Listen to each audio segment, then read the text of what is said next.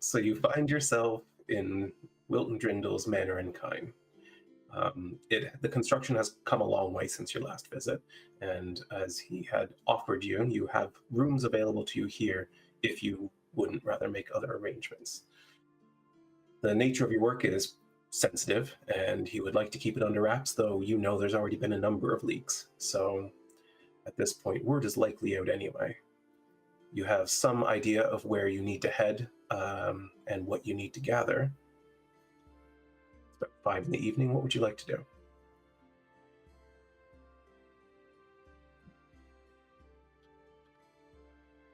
Don't everyone jump at it Right. at once. Well, I believe that I wanted to go check on my garden, water my plants, maybe cast some spells on them while I'm there. Yeah, absolutely. I did myself along if you're still okay with that. Yeah, that's fine. Sorry, I missed a syllable there. You're tagging along with him? Yep. Got it. Rowan makes that known then to the group. Yeah. So that could be. I'll come back here to get my trance, but I could be gone for a little while. I'm probably also heading out myself. Should probably check in on my house. Oh, yeah, I guess I should pay up my bill at the tavern where I'm living. Did you leave an open bill somewhere? But she has a room, so obviously, like, she. That's true. That's true. Yeah, that's fair. Then yeah, you would have to, if you hadn't canceled that, then you're still paying for that nightly. It's not like she's gonna carry all her stuff on her back. Wouldn't be true. She could now Alright. with her big holding. Some of her items might not fit into the opening, but Her bed. Break it in half. Who Yeah. cares? all right. Well, it sounds like you're going in 3 different directions. Yep. You're welcome, DM. That's fine. It's just easier to kill y'all. Rowan, we're set. Buddy system. Yeah. Well, let's see. You all head out from Wilton Drindle's manor, which means that Wren, you'd be arriving at your home first. Oh, good. I feel like the shop is probably open, right? Yeah, I would assume that she gets sort of a dinner rush after people are done working for the day. They come in for a choice cut of meat before heading home. So she's probably got a lineup out the door. And handing out cuts in like order of desirability from a particularly large cow. All right, then. If there's a way that Wren could not bother her, I think she would opt for that. Like, I don't know, put a gold piece into like a envelope or something. I do have a forgery kit, so I feel like I have that stuff. Yeah, I think she probably has a secure box for you to drop things into if you need to. Maybe just on her like personal door, as she also lives within the building. Okay, then Wren would probably know that, and I think that's what she would opt to do. She kind of looks into the shop, sees if they're both in there and things are well. Yeah, you see the her name escapes mind. Her daughter, Maudie? yes, sitting at the corner of the shop, right where the windows meet, kind of thing, scribbling on a paper with like a wax pencil. And she sees you immediately, and her eyes light up, and she presses her face against the glass again. I do the same thing, and I make all of my features on my face exaggerated just to seem silly to her. You can hear her giggling away on the other side of the glass, with even over the commotion of the patrons. And as you head, when Wren comes away from the window, she has like an elongated nose, and she tries to like adjust it, but it then like goes down back to normal, and she tries to act surprised at that before she goes around the building. As you're passing by, you can see her shocked expression as she's like trying to pull on her own nose and see if she can get it to stretch like that. Yeah, Ren will go up and she has all her money on her, so she's just gonna pay up her rent. She probably actually does like 2 months because she has so much money right now. So she'll leave 2 gold there. Yep, absolutely. And then yeah, she'll go and check on her place to make sure nothing seems amiss. Yep, your room is as you left it, if not a little bit dustier. It's quiet. There's no signs of anyone having tampered with anything. All right, then she's going to just kind of tidy up. If Rowan's going to be long, then she might as well just make sure it's tidy and reduce her work for the next time that she's here. And I think after that, then she would, I don't know how far Garrick's house is from here, but she will probably head in that direction. You're kind of heading almost all the way back to Drindle's doing that, but Okay. yeah, we'll get to that momentarily.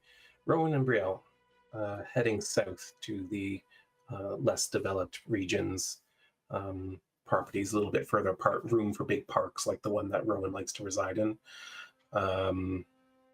You find your park is peaceful. There's some walkers and that sort of thing using it, though getting a little bit later into fall, there's fewer and fewer, though many of the leaves are starting to change color, and that's looking really nice. Nice. You arrive at your little shack, for lack of a better word, and there is a note sort of nailed to your door. It says, "Rhowan, where were you? Really needed your help. One of my guys bled out. Not happy." Is it signed? No. I drop it.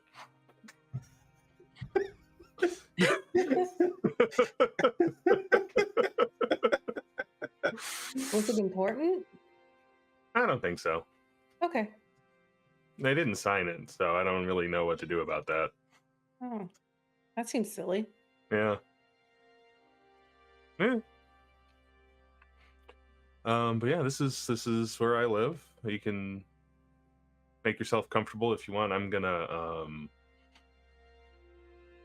spend some time with my plants. You can come along if you want. Yeah, if you'd be okay with that. I won't interrupt. I just really wanted to see what your place was like. Yeah. I've seen Wren's. I want to see yours. I feel like you can get to know someone by their house.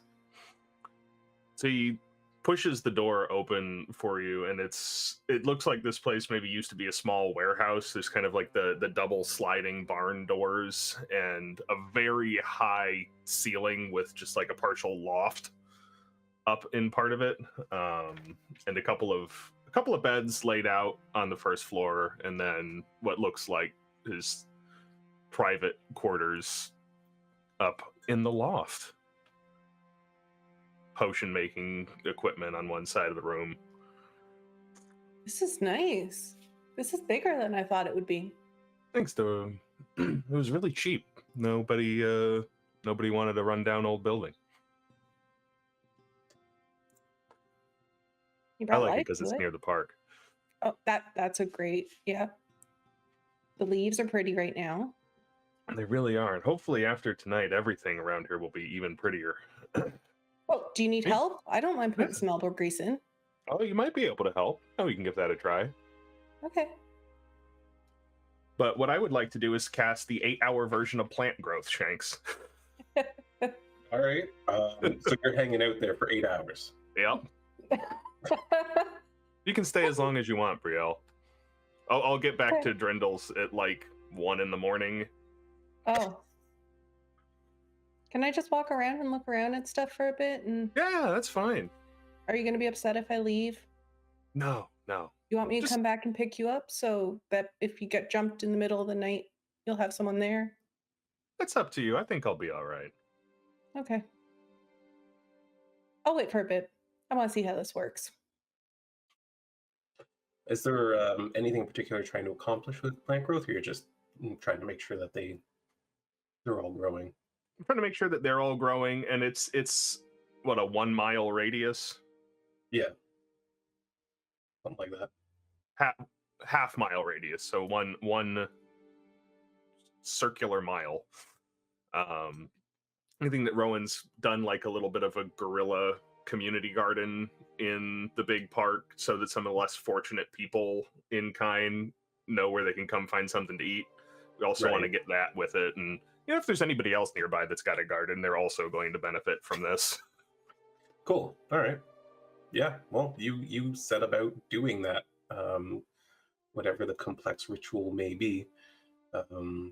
You're enriching the plants within half a mile of you. Brielle, is there anything you wanted to accomplish while you're there and he's performing this magic? She'll probably just sit there for 3 hours. Like she'll be there for a while, just watching things slowly grow and greenify and become nicer. But there's only so much you can watch plants grow before it's like. Speak for yourself, man. Before she'll just be like, okay. I assume Rhowan's performing this outside. Yeah. All right.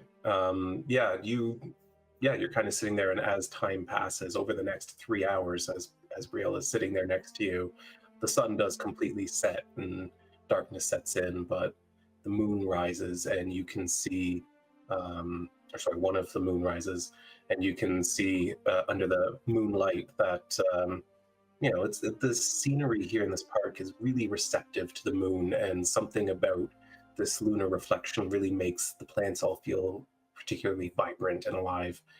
Rhowan, you in particular sort of feel this connection to the stars, which you usually do, but you feel like there's more. There's something that you haven't quite identified yet, but out there in the darkness between the constellations, you feel a pull towards something new. Nice. So Brielle will probably. Oh, sorry. No, by all means. I was just gonna say, Brielle, in that moment, like of sitting there, is probably sitting cross-legged on the ground, and when you get bored long enough sitting in the grass, you start pulling the grass. So she'll like start ripping the grass out, and then realizing what she's doing is probably counterintuitive to what poor Rhowan is trying to do, and that's when she'll excuse herself. It just grows right back. Yes, it's just growing in as you're pulling it out. But that's when she'll leave. Like when a baby discovers a Kleenex box. Yeah. Baby God discovering grass. Baby God, yeah. Sylra, you head into the easternmost part of Kine. You have to head down that windy path towards the docks part of the way before you arrive at the tavern in which you've been residing. It is boisterous in the tavern proper, given the evening and the many ships that are into dock at the moment. And most of these sailors can't be bothered to walk all the way up to these fancy taverns where they're going to spend more on their drinks. So this is kind of where officers on ships often drink. They're willing to walk part way up for a slightly better environment. But still, after a few drinks, even a lieutenant or a captain can get a little out of line. But you are able to make it up to your room without any issue. And much like Wren, you find your room as you left it, if not a bit dustier.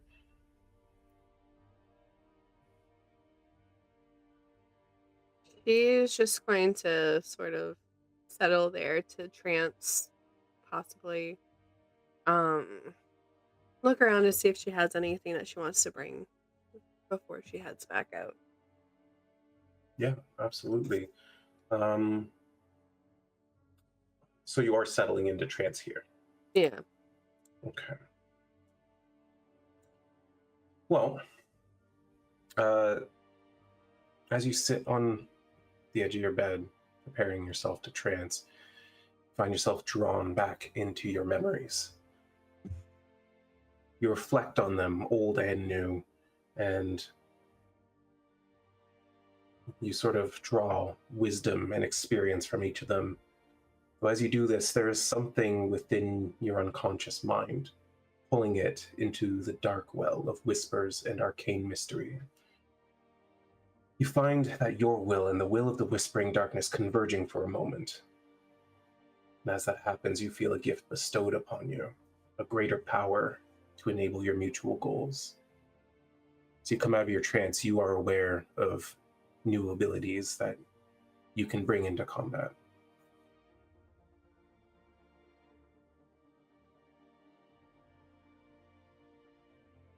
Okay. Wren, you arrive at Garrick's. The place is well lit up, and you approach the front door, and you can actually hear voices inside, several of them.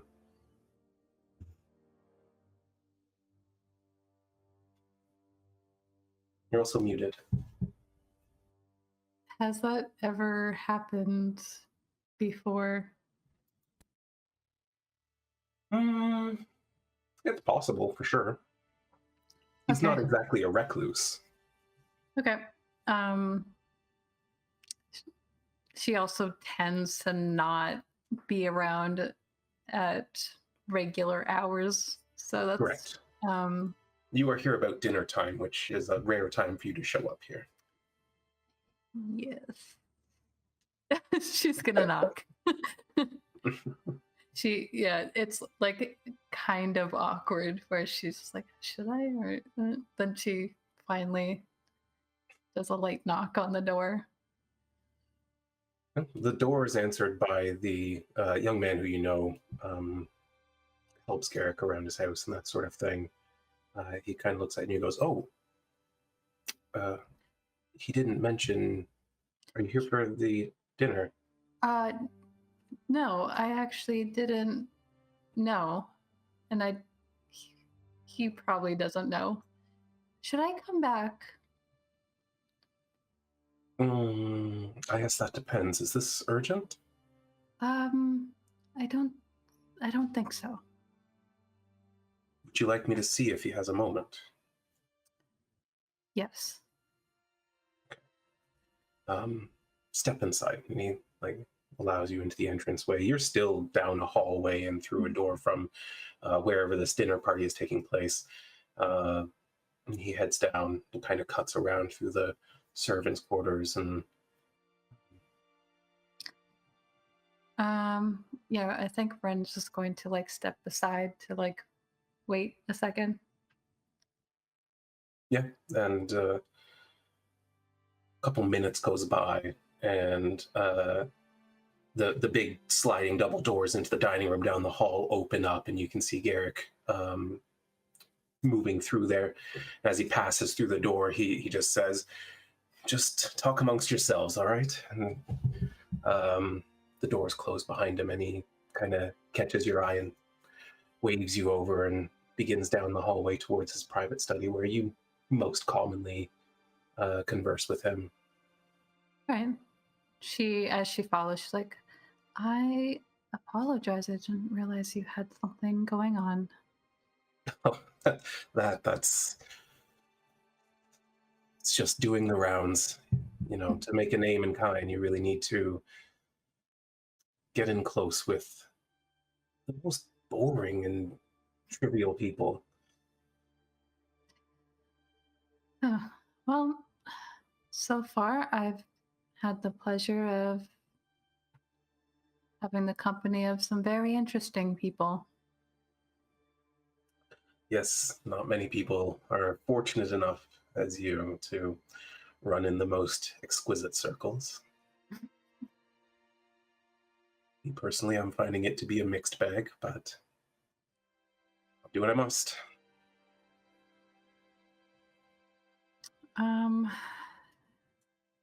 Yeah, when they get into the study, she'll close the door behind them. She definitely looks a little less certain of herself than she normally does. She does a little bit of buying her time with looking at things that she's seen a number of times in the study, like like as if it's her first time here. Yeah, that's fair. He wheels himself around the desk and into it, and he kind of focuses in on you, noticing that you're looking at other things, and I guess interpreting this sort of hesitancy as he will. He just says, "Is this something that we need to?"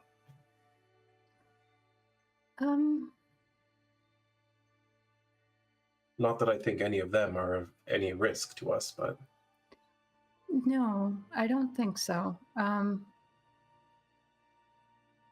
Actually, perhaps. And she's going to like connect with him, and I'll roll for that.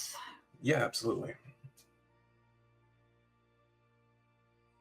Doubt she'll need more than that. It didn't go through, but it was a 1. Okay. The thing that I dropped off, did that all go according to plan? Yes, at least I think so. Things are moving along, and I've been paid almost in full. I do expect that they will be good for the rest, especially given that we do have mutual ties that would make business difficult for them if they were seen to be untrustworthy.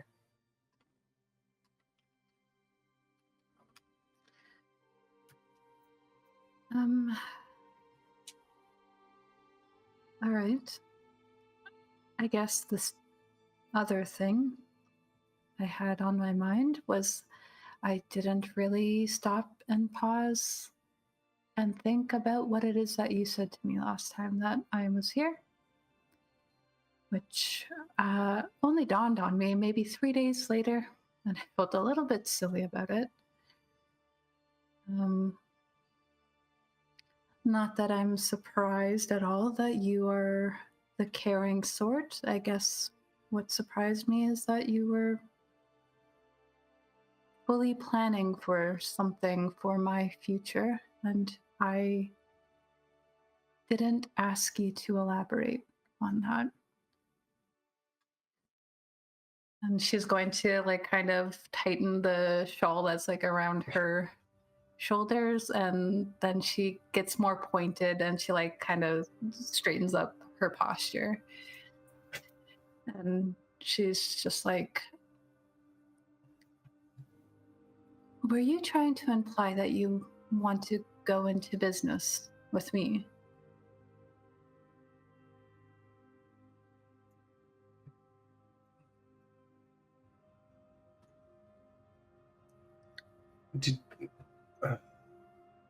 I guess you have me at a bit of a loss in the moment. What did you think all those late night conversations were about?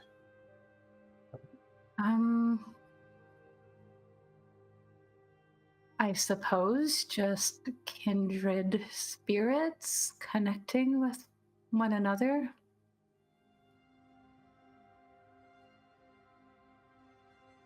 He pulls out from the desk and goes around towards you. Wren,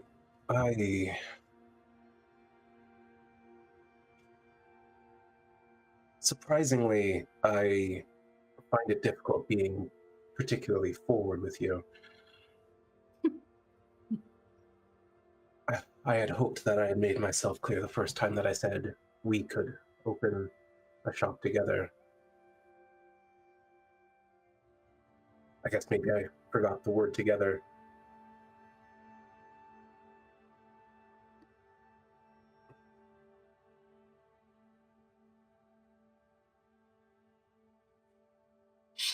She kind of like paces again.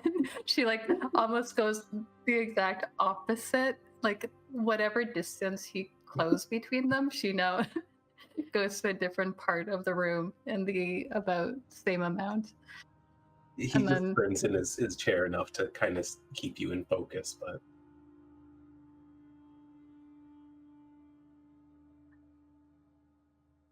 You're always warning me not to trust people. Even you. Yes, that's true. People like you and I, trust can mean death instantly. And yet, Well, I suppose I've been learning a lot that trusting in people can also help you avoid death. which is what I've tried to do for you many times. But it would be so easy for someone to manipulate the circumstances, manipulate feelings, get something out of you that they wanted or needed. And no one knows that better than me, which is why I find it so hard to say what's really on my mind. And what's really on your mind?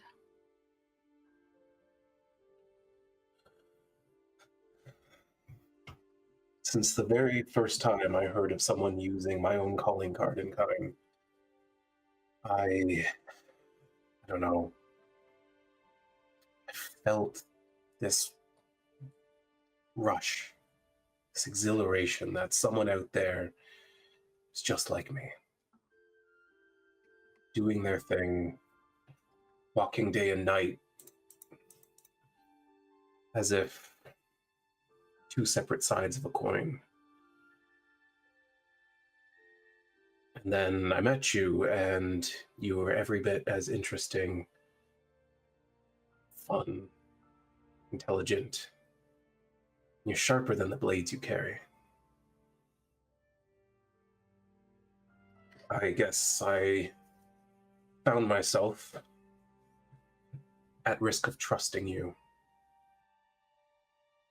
more than I should, and so I've been testing that boundary, maybe even unconsciously at times. I think everything he said has kind of like worked to disarm her a little bit. So where she was kind of like holding herself in a more closed posture and not really, her body language was kind of pointed away from him. That has, over the course of his talking, changed so that it's shifted more towards him now. And she slips her hands in her pockets and she's kind of,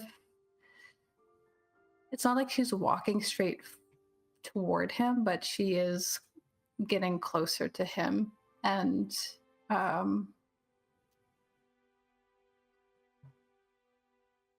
she says out loud now instead of through the mental link, "Are you saying that you have feelings for me?" It looks as though his mouth has gone instantly dry. He tries to like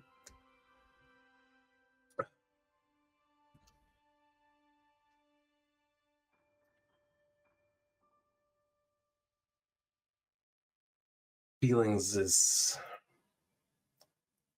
oh boy. I didn't think I'd have to do this without wine.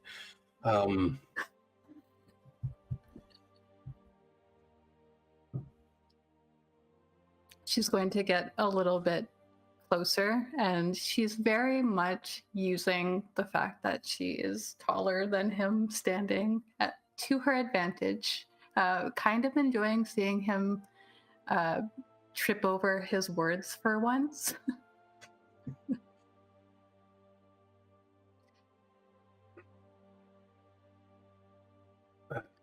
So you've thought about this before then?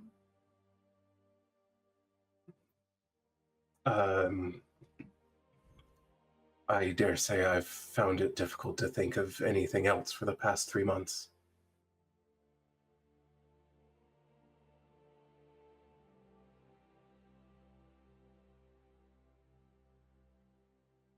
I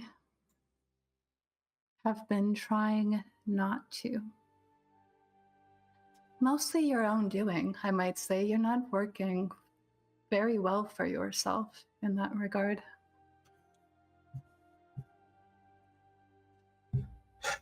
I suppose at times I'd rather you be safe than put yourself at risk to be around me more.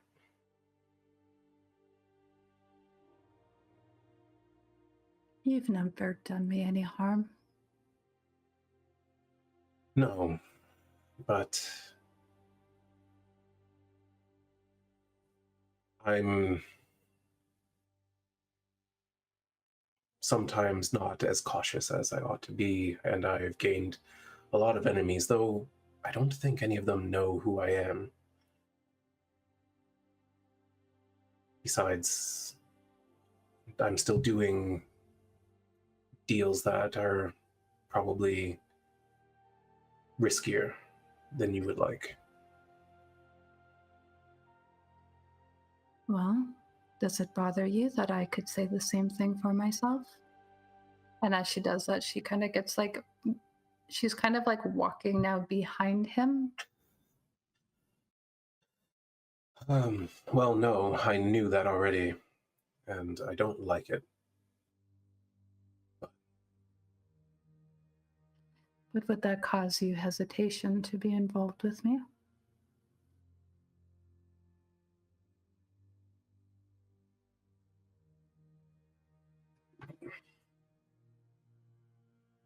No.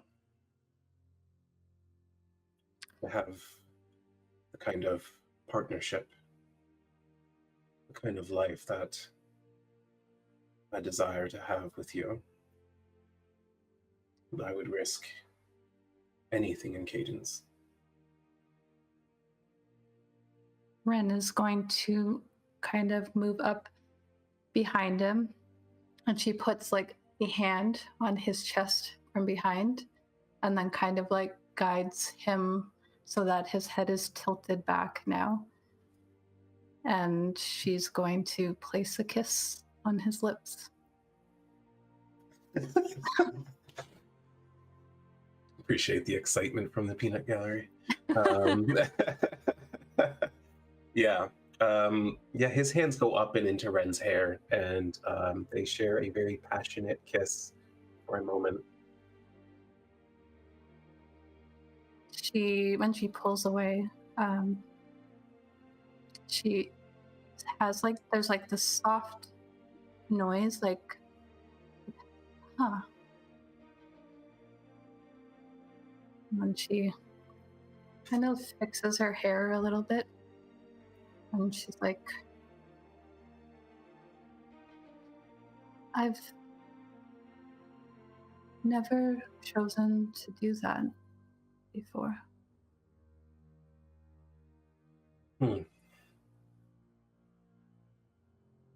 Well, I can't tell you how honored I am to be your first.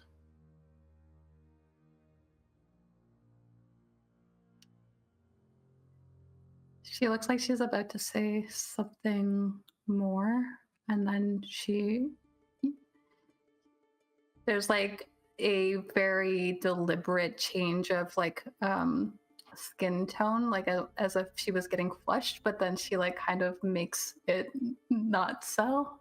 And then she's going to say, I have to leave the city again.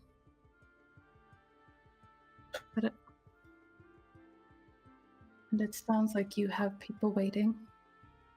I was just about to ask you if I should dismiss them. But I understand. If we want that prosperous little shop and a life of stability and safety, we are going to have to keep working on it for now. Exactly.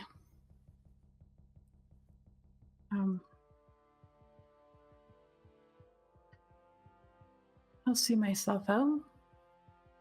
But I'll make sure to stop in next time I'm back in Kine. Please do. I can't tell you how much I'll be longing for that now. She kind of like like girlishly like tucks a piece of hair behind her ear before she excuses herself, with the intent to head back to Drindle's, I guess, for the evening. Yeah, you do that. He doesn't follow you immediately out. But you head back out onto the streets and back towards Drindle's. Brielle, Yep. your thing would be up next. So you hung out with Rhowan and watched plants grow for a few hours, and then Yep. That was super exhilarating. And she's actually in a really good mood from it, and it's like kind of inspired her a bit, and she's like chipper happy. And so she's like, oh, I should probably go check to see if my letter's here from my parents, or I should go check in on Jorff and Jurlie, and I'm gonna head over to the Deer Damsel. all right, yeah, you head back to the Deer and Damsel, and it is pretty lively. The place is crowded, and there is a bard playing, not Friedrich, fortunately, at least as far as you can tell. But yeah, no, the place is pretty lively. Jorff is sort of moving from table to table very rapidly. It doesn't seem to notice you entering. He is like wiping tables and carrying glasses back and forth and all that sort of thing. Brielle's gonna kind of like straighten out her outfit to try and make herself look as presentable as possible. And like run her fingers through her hair to make sure it's not frizzy and messy. And she's just gonna walk up to Jorff and be like, hey, Jorff. He immediately spills the 2 ales he's carrying as he I'm so jumps sorry. and turns around. Brielle, and he just shoves them onto the nearest table. The 2 men at that table did not order these drinks, but they down them immediately. And he just immediately throws his arms around you. Oh, hi. I didn't expect to see you back just now. How did it go? Not great. In fact, really bad.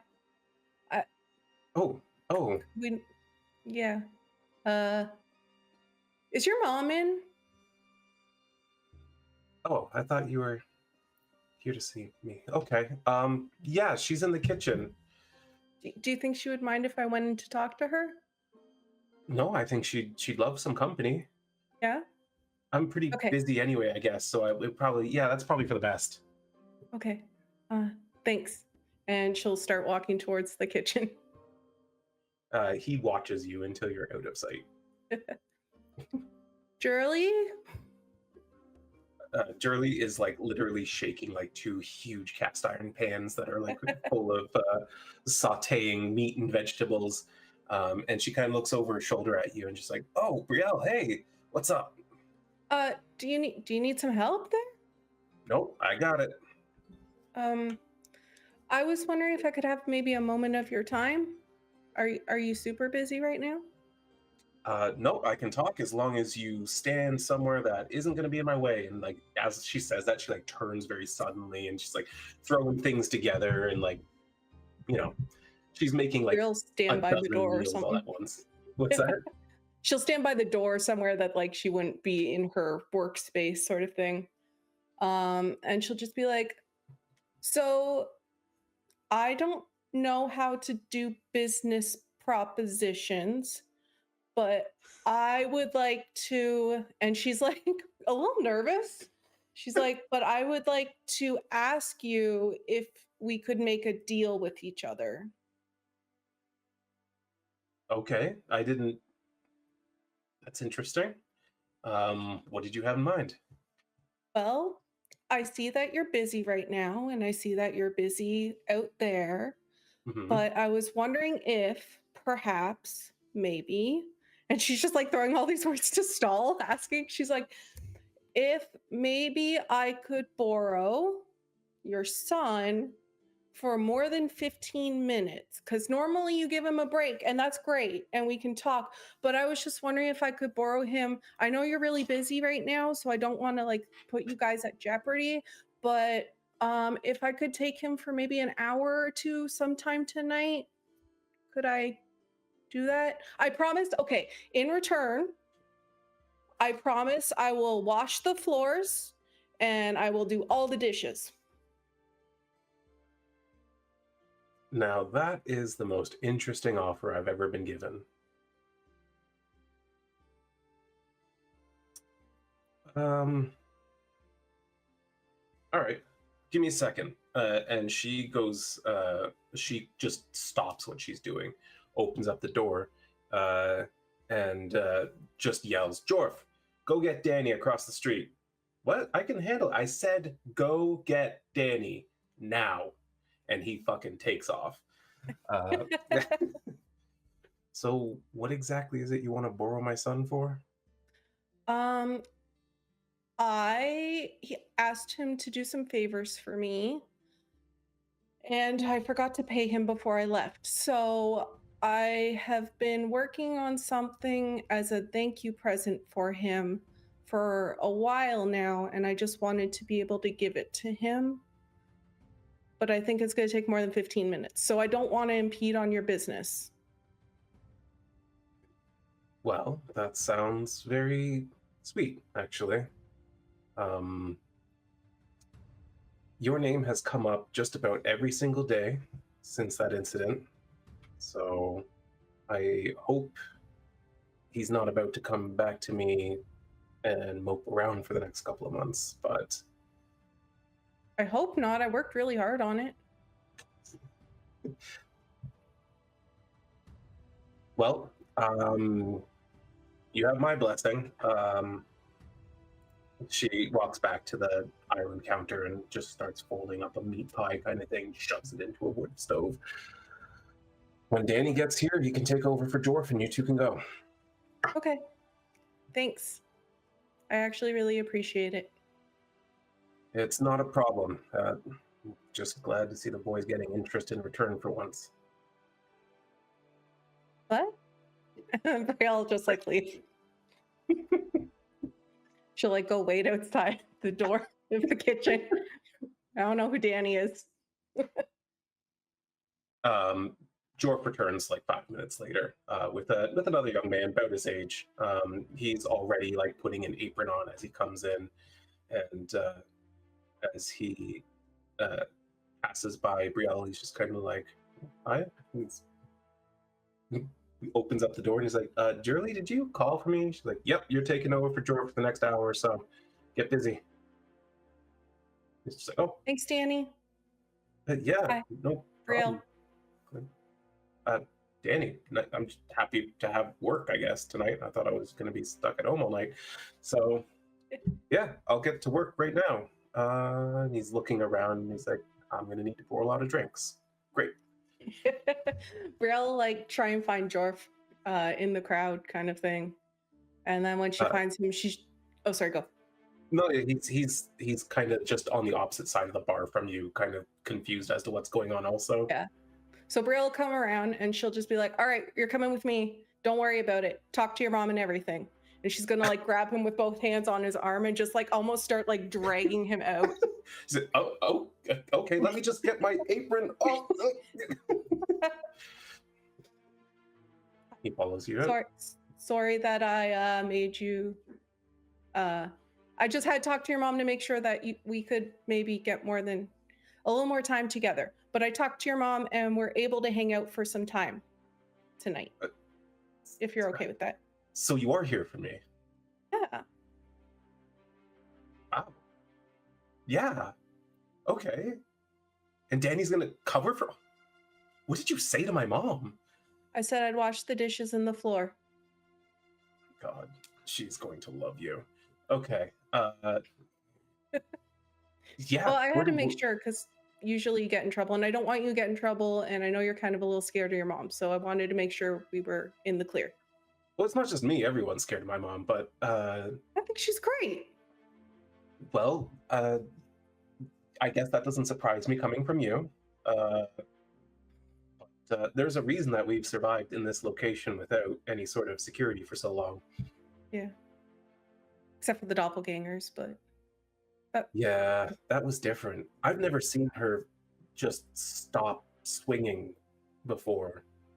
She cut him up pretty good, but then she just seemed to freeze in place. It's eerie. Anyway, sorry to talk about that. That's not what we're here for. Okay, so this is going to be weird. I need you, before we can go anywhere, to think of somewhere that's really important to you. Is there anywhere that's like that, but also that we could maybe be alone? You can see him sweating as he thinks Like a- about this. Like a park, or by the water, or like somewhere you like to go to relax or think about stuff, or Okay, I think I've got a great place, but we're technically not supposed to be there, but I always go there anyway because I think it's really cool. am I gonna get in trouble? Well, the owner of the building might chase us off. Brielle thinks for a second, because she was told by the guy at the port when she first came to Kine to not break any laws and get in trouble. And she's like, that's worth it. Okay, lead the way. So he just very brashly goes, all right, it's this way, and reaches for Brielle's hand to lead her.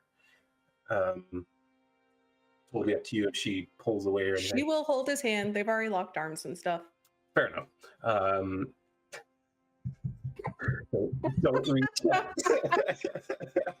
Too late, I read it.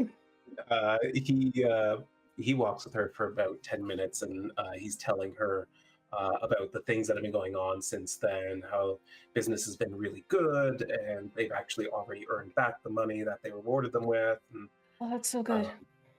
and also, I found what I think might be like the best possible location for your smithy if you want to do it in Kine, because there's this sort of main road that is right at the edge of the mercantile district, but it also borders like the posh neighborhood. And I was thinking that if you really want to be known as the people who sell the best weapons and the best gear to the best people, that might be the best place to do it. I wouldn't have even thought of that. Whoa. Thank you. I mean, thank you. Like, I didn't think you were going to look while I was gone. I thought that Well, it would of take some course I was- time and stuff, but It takes time, but I've been getting up early and taking a walk through the city each day, and I've been kind of thinking about what would be best for you. There's a lot of smithies down by the docks, so that's really not. You're just going to be drowned out there. And my there's parents one thing couldn't that my be mom taught me is when you're building a business, it's location, location, location. oh, that's. Oh. I have no words for once. That's amazing, Jorff. Thank you. Of course, I don't even know if that property is for sale, but there's nothing on it right now, so we could look into it. I've never bought a property before. I really don't know what's involved. Well, I wouldn't want you to buy the property. Don't worry about that. My parents and I will pay for the property. No, I don't mean I'm going to buy it. I just meant I don't know what you have to do or who you have to talk to. Neither do I. But I'll send a letter to my parents, and I'm sure they'll know. I've been keeping an eye out, by the way. There hasn't been anything from them yet. That's okay. I didn't expect there to be anything so soon. I mean, it's a far way by ship to get there, so. Yeah. Anyway, this is it, and he points to a building, and it's the bottom floor is like a sizable general store, but above it there are 3 stories of residence. But he kind of goes, please don't be scared. We have to go through the alleyway. I'm not planning to do anything weird. It's just how we get up to the top. Okay, why would you do something weird? Did your parents never tell you not to go into alleyways with boys you don't know that well? Nope. Well, you really shouldn't. Okay. Even me, though I'm pretty sure you could probably kill me with one punch, so you're in less danger there. She'll like laugh and punch him in the shoulder a little. Nah, it'd be fine. Oh. Oh, sorry. That's all right. That's all right. You punch like my mom does. That's kind of weird. But anyway, um, Punch like my mom. he takes you to a spot where you can see there's something that could be set into the wall here, but it isn't. And just above that, at about like 7 feet, is a ladder that just kind of stops abruptly. And he like kind of leans against the wall and holds his hands out and says, "Okay, step up, climb up there." Oh, how do you get up here? Oh, I'm pretty good at jumping. Oh, okay. She'll like climb up there. Yeah, he lifts you up a bit and you're able to climb up, and you climb up onto the first story kind of thing, and then he goes to the other side of the alleyway, puts his back against the wall and runs and like jumps up, kicking off the wall a little bit, and grabs onto the bottom rung. Then he climbs up, and then there's a second ladder that goes all the way up to the top of the building, and you guys are able to get up there no problem. And up here is just sort of a low half wall kind of thing. It's sort of a flat top roof with drainage, and there's a few things here. It looks like someone's storing stuff outdoors, just out of the way. But from here, you're like just over where the docks are, just where the path goes down, winds below you, and you can just see the lights of the city in like 3 directions, all very different views, and then the other view being the ocean with now 2 moons in the sky reflecting the light off of it and the blanket of stars overhead. And he just kind of like holds out his arms like, "Isn't this amazing?" She's just like can't decide where to look first sort of thing. She's like, how do you even find something like this? This is gorgeous. My friends and I, years back, were always looking for places to do things without getting in trouble. And, well, we started coming up here because it was so out of the way and no one seemed to notice that we were up here. And then we just stayed one night and it looked so incredible that we kept coming back. Of course, eventually they caught on to it and they removed part of the ladder. They just bring it out when they need to go up now. But, you know, we learned to jump up and grab it. And Are you a rebel? I mean, I used to be. Yeah. Now you're just busy all the time. Well, you know, we all have to grow up eventually. I guess. She's like looking across the ocean, kind of like thinking for a bit, a little quieter, and she'll like draw our attention. Right. What we're here for. Okay. I need you to turn around and close your eyes and don't look at all. Okay. Trust me. This is going to be great. Brielle, I do trust you. And he turns around and closes his eyes. Okay. Brielle's going to take out her bedroll and lay it down on the ground. Don't make it weird. She's going to lay her bedroll on the ground. And then she's going to pull out her book she's been writing in a lot of. Mm-hmm. And she's going to like put it down on the ground. And then she's going to be like, oh, crap, I forgot the candles. And like he can hear her say that. And she's just like, and she's like looking through her bag for anything that would work. And she's like, not gonna work. Okay, I guess this is as good as it's gonna get. So she'll be like, okay, you can turn around now. And it's just her bedroll on the ground.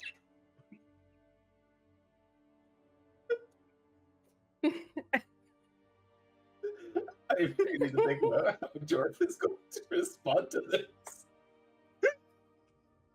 And when he turns around, mm-hmm.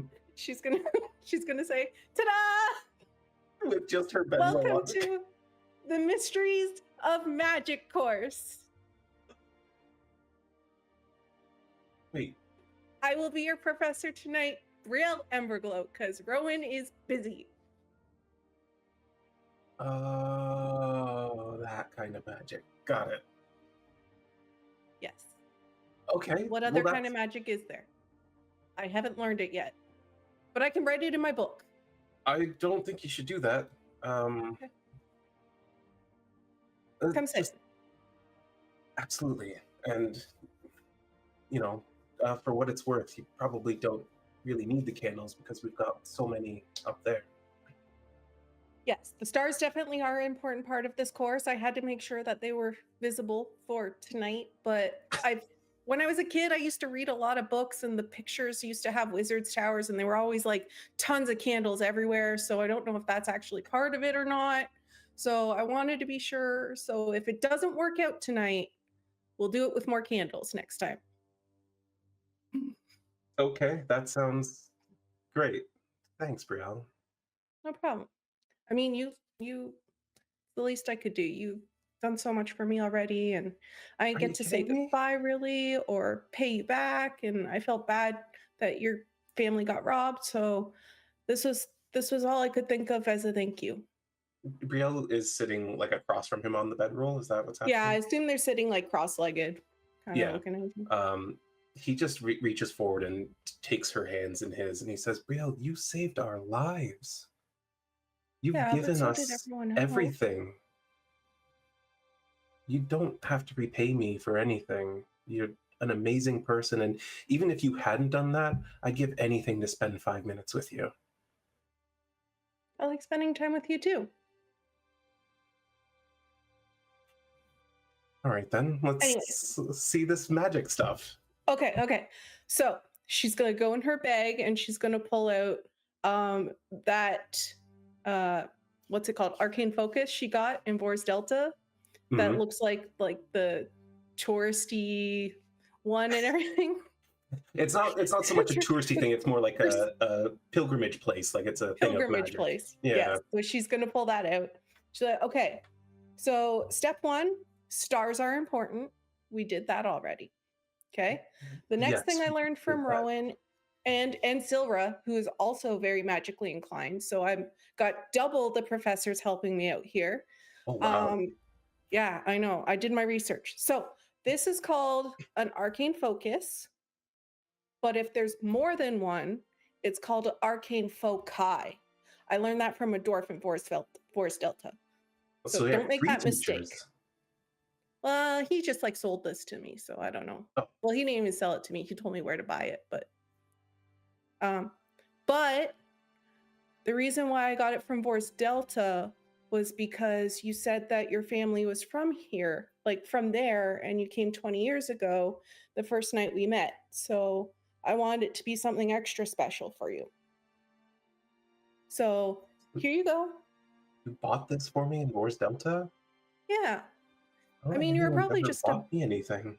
a baby when you were there, but Can't I believe thought it'd be it. special. I don't even know what to say, Brielle. This is so overwhelmingly nice, and It's not even half of it. I'm not even done yet. okay. Okay. And she's like so excited to be like finally sharing all this information that she's been writing down. She's like got her little book out at this point. She's like, okay. And she's like looking through the page. She's like, okay, now we need to figure out what kind of magic you want to cast because you said your dream was to cast magic. So we're going to figure that out. Well, yeah, but I don't know how. Well, we're going to figure that out. That's what I'm here for. Okay. Okay. So, do you like nature? I mean, it's fine. Yeah. Do you find that you have connections to it? Not really. I tried to make a squirrel my pet once by holding almonds in my hand, and it came over and bit me in the finger. So Okay. I don't know. But you if could that's- be the squirrel. Rowan taught me that you could be a squirrel. Does that interest you? I think I'd like to get bigger instead. Okay. Okay. She flips like 3 pages worth of notes she's learned from Rowan. She's like, okay, not that. Okay. I'm assuming, but I still want to make sure. Were you born with magic? Like, can you just think about it and do it? I don't know. I guess I've never tried. I Okay. do sometimes try to see if I can make like a mug come across the table to me, but that's never happened. Have you ever considered trying to cast, like, to make light? That'd be really great if you could, because you're a human and my friend says humans can't cast light. So I'd really like to prove her wrong.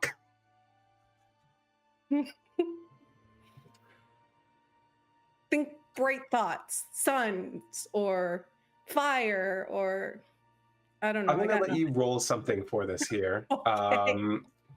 Whether it be like a persuasion to like inspire him, or arcane to I don't know, unlock Not some arcane, clue not to him. also. Let's do persuasion. All right. Do you want in tower or out? No, you can do it openly. That's fine. No, didn't work. I didn't see anything. Why is it like launching it off my screen? I really don't know. It's a 9. It's a 9. All right. Total? Oh, 11. Oh, there you go. Okay. Then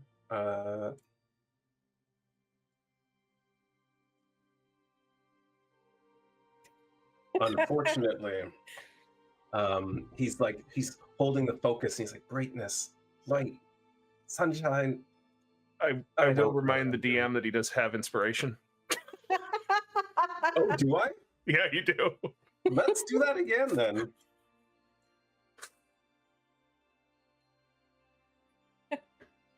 And then he's like, I'm not getting it. Like, what is there more to light beyond what I'm thinking? And as he's looking at Brielle and he's like saying this and trying to think about light, there's like a glimmer for a moment. Have you Oh. You must have done that. I did not. I can actually do it. Watch. And then she's gonna like, I don't know what's around, if there's like a rock or something, she's just gonna like touch it and cast light on it. Damn it, why didn't I think of that instead of candles? Hold on. Can you do that again? Yeah. She'll like stop it and then she'll try it again. I feel like there might be something to that then.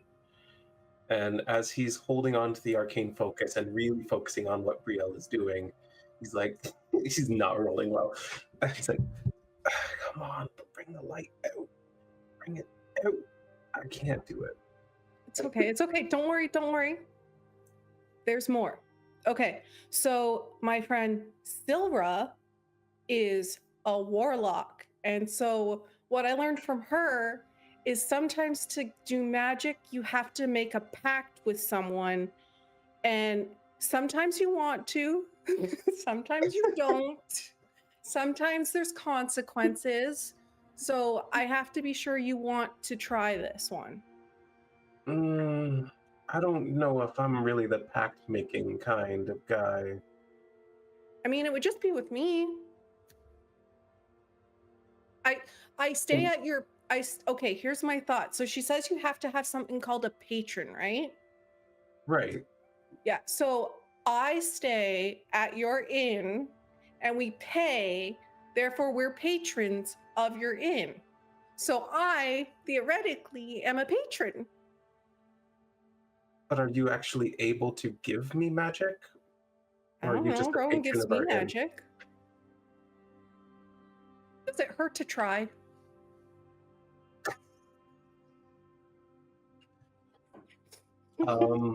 Okay, well then... Okay. Well, give me your hand. Okay, yeah. Okay. And then I feel like you have to like do some like, I don't know, like promise to each other. Yeah. Like, I promise I'll give you all my power that I can so you can do great things and I can make your dreams come true. Or I promise that You can cast light so that I can prove Wren wrong. Or I promise not to let the magic between us die. That sounds good. I mean, I'll make that promise. Okay. Now think about casting light. Well, Brielle, I promise to never let the magic between us die. I promise that too. And she'll like And then- squeeze his hand a little when they say it. Here we go. I'm just gonna throw it out there. Ceremony is on Rowan's spell list if y'all need that later. He holds up the arcane focus again. He's like, okay, now light, and it again, but not quite there.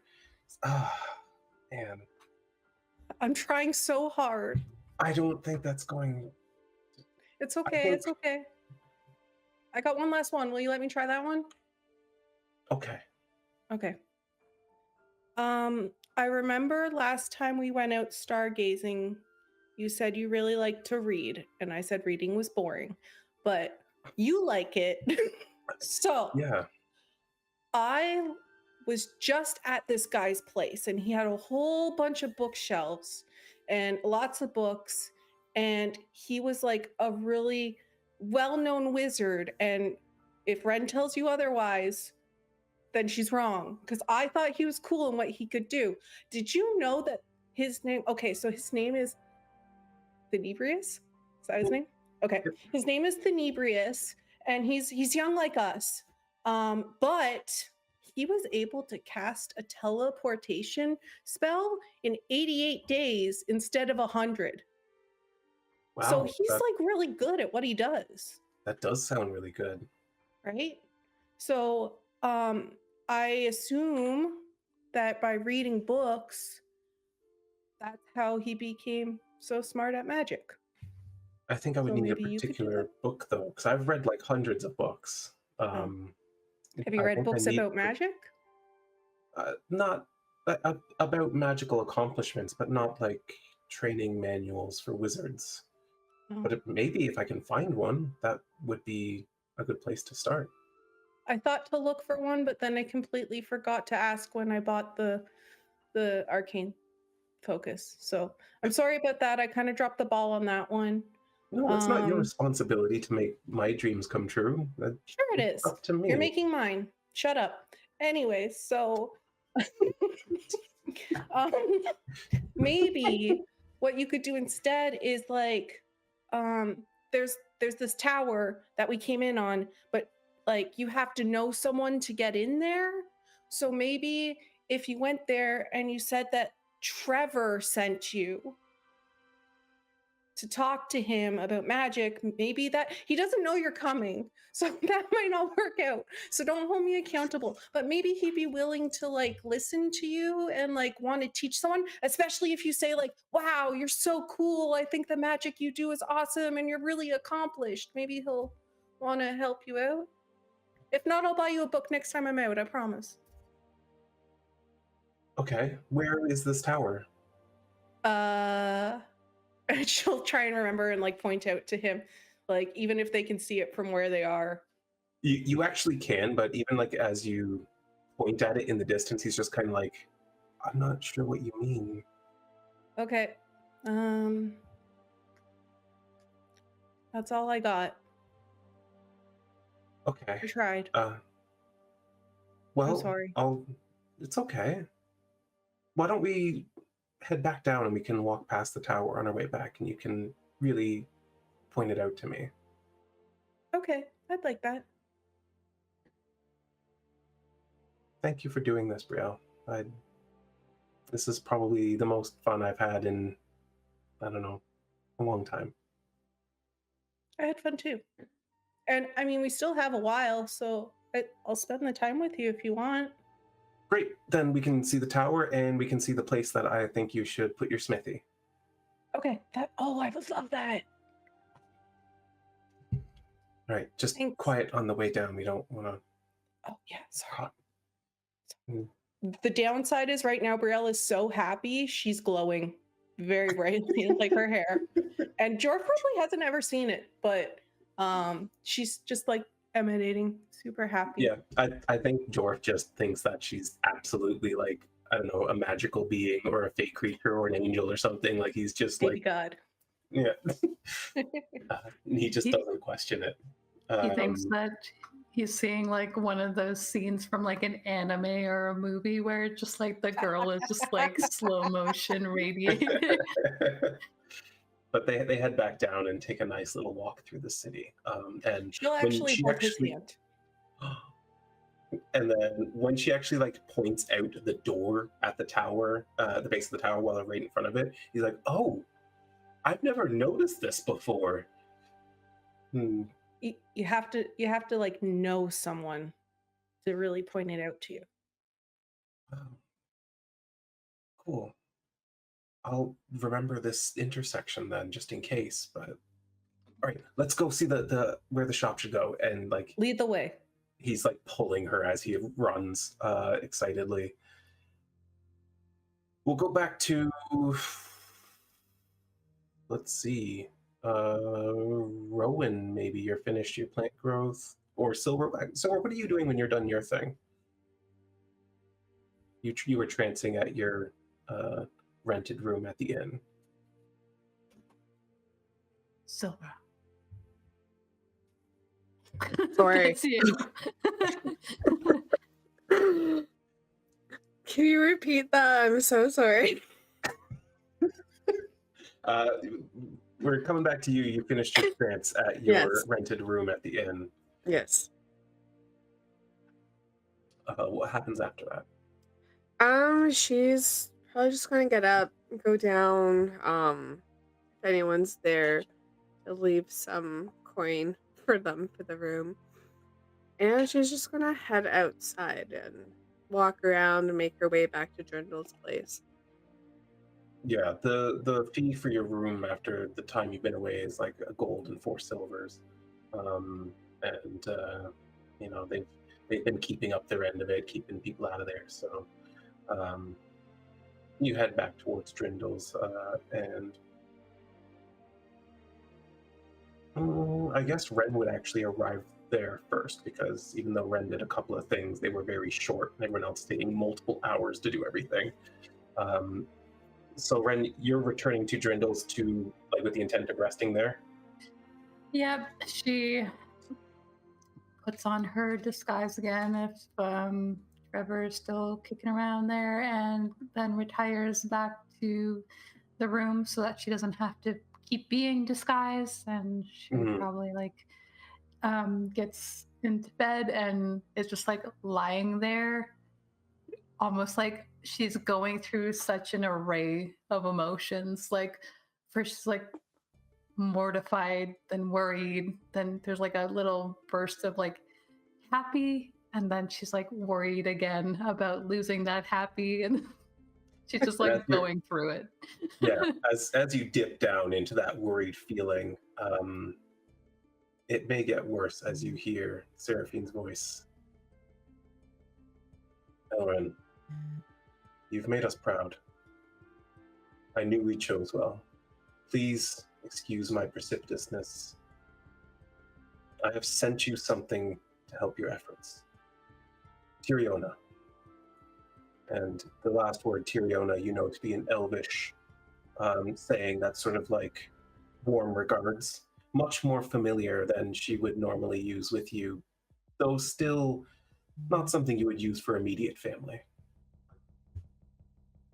Mm-hmm. Just like, yeah, she's like dipping into that worried, and then it's almost like fitting that her mother's voice slips into there during that, and she, oh, this is actually a message I'm receiving at the moment. And then she's just like,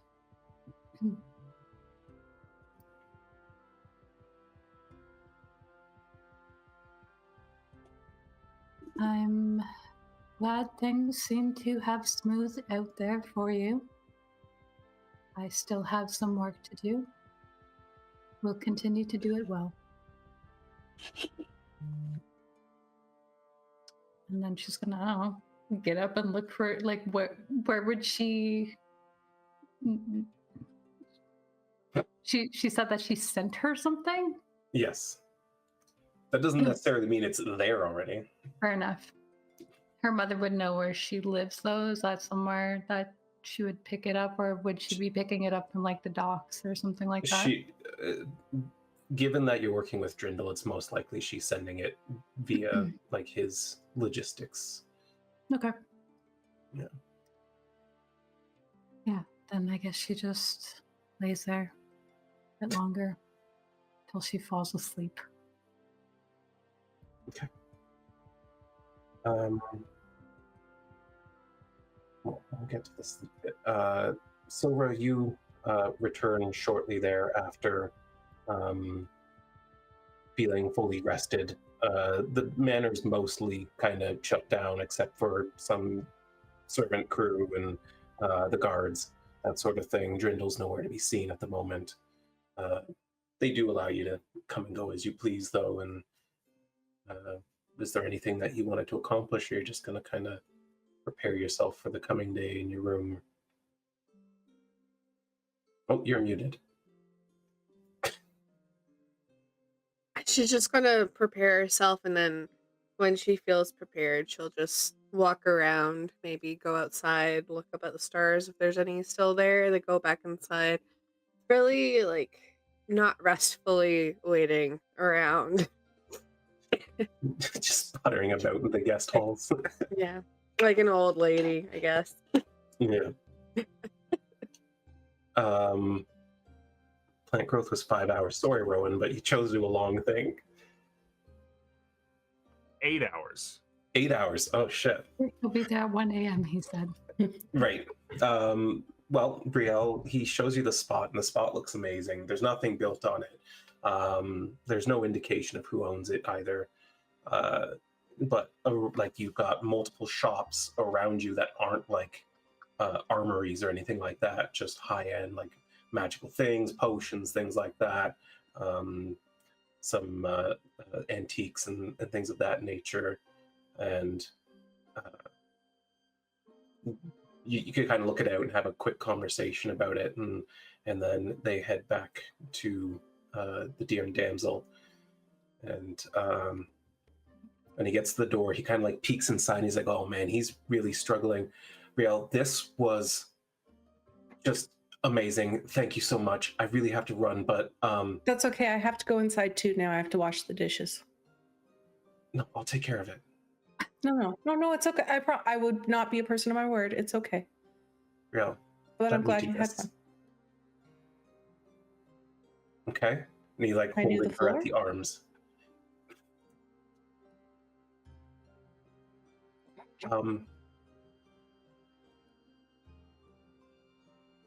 You know it's going to be really late before people stop drinking, right? Mm-hmm.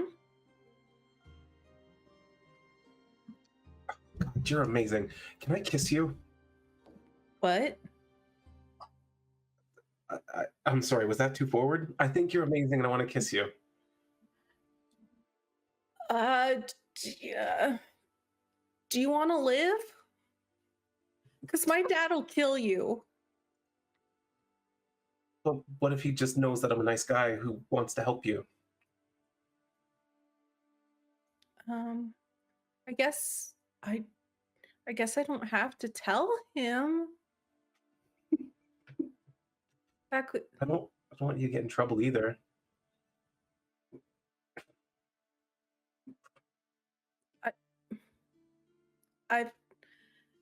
I've never been kissed. Really? Unless you count like a dog kissing your face, because then that was a weird, awkward situation from last night. But like, No, I don't think dogs count. okay, I'll be bad. I don't know what to do. Just close your eyes. Okay, and she'll close her eyes. Jorff just leans in and gives her like a quick peck on the lips. There, see? That wasn't so bad. No, that was kind of nice. Okay, you can come in and help me with stuff if you want then. When he's all like red in the face. Is your mom going to kill you? No, I think she's gonna be very happy. Are we? Do we tell her? You don't have to, but Okay. I'll probably just be quiet and I'll wash the floor. Thanks, Jorff. I thanks, like spending Brielle. time with you. Me too. You should go help Danny. I need to help Danny. Yeah, You need to. Yeah. he goes in and Walking. like you can see Well, Danny's that's like what it is. balancing this huge tray full of glasses on. He's like, "Oh, come on, man! You know better than this." And then Brielle they just like can- go into the kitchen and help. yeah, service goes on for another few hours, and then cleanup begins after that. And yeah, you have sort of a nice night chatting with the crew there and cleaning up. Cool. So I guess Rhowan and Brielle will probably be arriving back at Drindle's around the same time then. Yeah.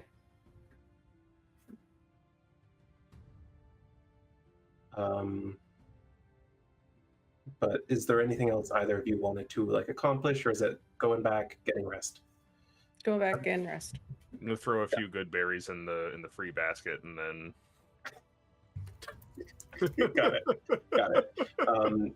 Yeah, so like there's like a whole wing of this manor that's kind of set up for visitors and that sort of thing, and you're all over there.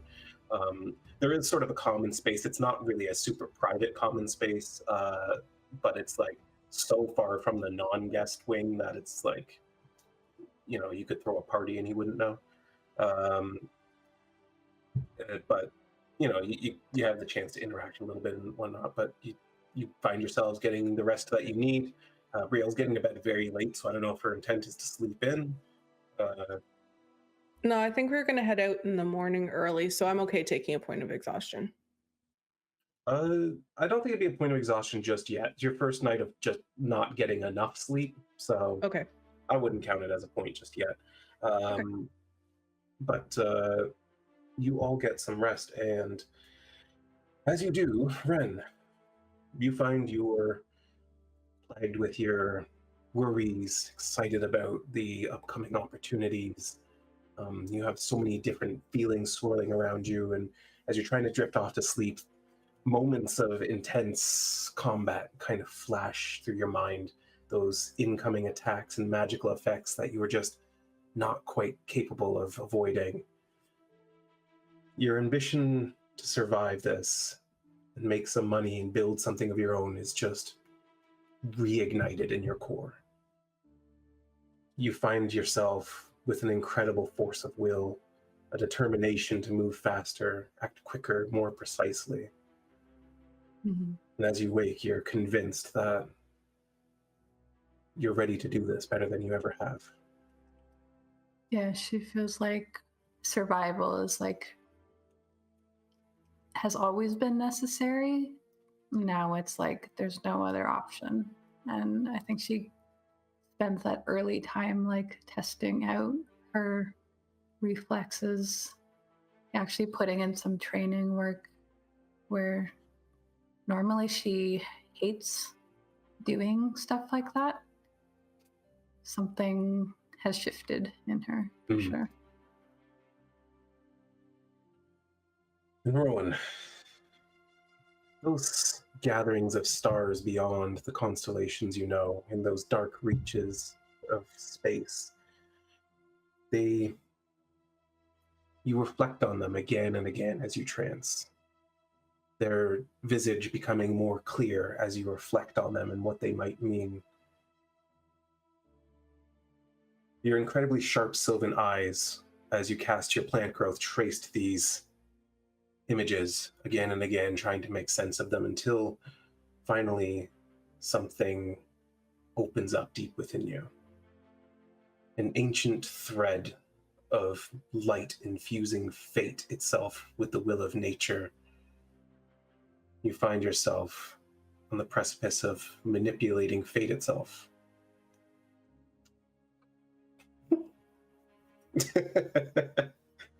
And These Brielle, good things for us today. in your dreams, you find Condresia, the Deva, meeting you on the summit of a great mountain, overlooking a vast empire of giants. She smiles at you and says, "We could not be more proud of you, Brielle. Your fiery spirit, your will to do good, your cunning mind. We expect nothing short of greatness. Tharvos, god of strength, father to all giants, bestows upon you the spirit of his most exalted children." You see a flash of light before you, a runic symbol, one you instinctively understand to be the heart of a storm, as she shows it to you.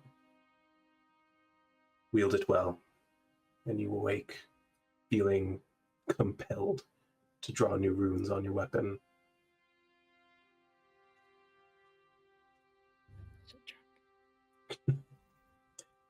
That's your long rest and your level up.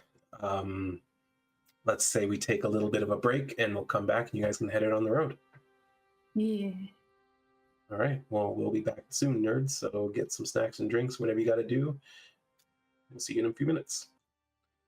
Welcome back. So we've had a level up and a couple of dates. And everyone's gotten their long rest. So you all awake in your separate quarters in Rupert Trindle's. Well, I mean, some of you awake and Sylra's just wandering around, and Rhowan is just ending his trance. So, yeah, what's the morning look like for you guys?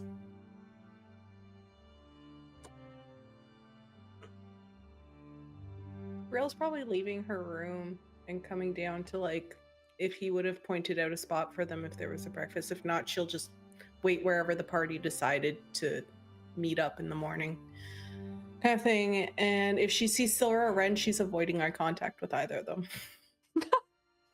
I think Wren's also avoiding eye contact with people this morning. Oh, the stars told me the vibes were going to be good today, but they're weird. Yeah. Weird? What's Why would they be going on? weird? You're avoiding eye contact a lot. Yeah. Both of you. What happened last night? I taught magic. I caught up with an old friend. Gotcha. Rhowan, I'm sorry. You're not going to have another druid for your class. Oh, that's okay. That's I okay. tried. I appreciate it. It's why not for everybody. That's why I'm not looking at you, is because I'm ashamed. I would like to make an insight check. I assume this is contested by your deception, Brielle. Yeah, okay. Well, sorry, I rolled openly, but... Yeah, you can tell that she's hiding the truth of what she's avoiding. Hey, look, you don't have to tell me what happened if you don't want to, but... No, it wasn't a lie, I promise. It's definitely not everything. But hey, that's fine. Okay, so, like, we may or may not have to protect Jorff in the future, and I'm not going to say why, but his life is in danger, and we just have to be prepared for that. Let's go for the day. His life isn't. Should we go now? What? Yeah, if his life's in danger, we should probably No, see about not right that. now. It's fine. I'll let you know when it's going to happen.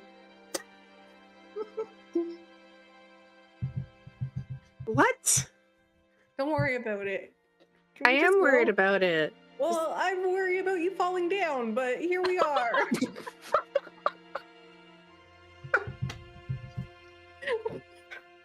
Brielle's come a little sassier now. She's just like, oh god.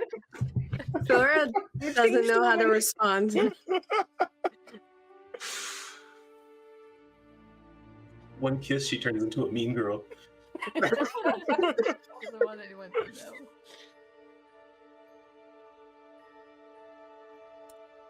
So let's go find the Tanadrill. Yes. I don't have anything else I need to do before we leave. Oh, I'm good. Now Ren is looking at Brielle.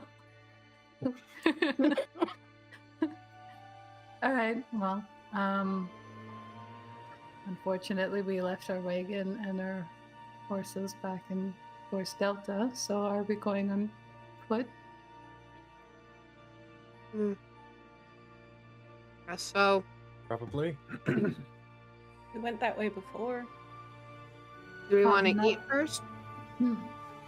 That might be nice.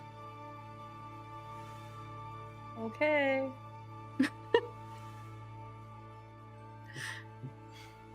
All right. Well, they're gonna get probably a very awkward breakfast then, and head out towards the Genasi village, I guess.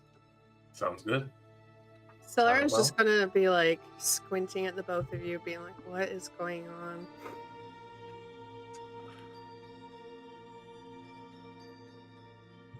I found a new location potentially for my parents' shop. Oh, hey. Yeah, That's exciting. so I'm excited about that.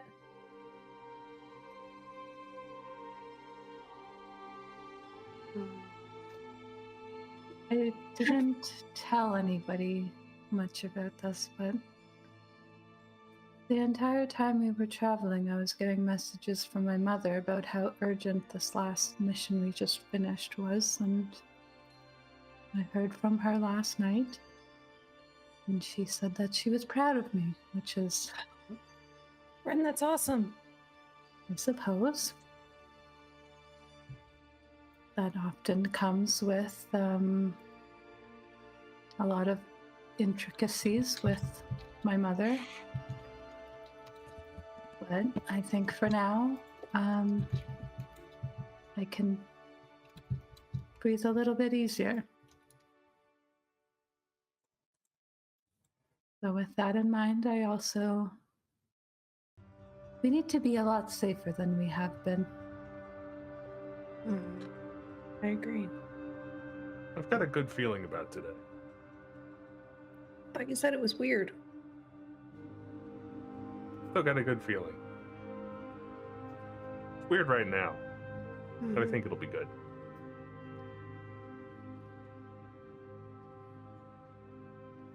All right. Well, after this awkward breakfast, you head out onto the road northward out of Kine.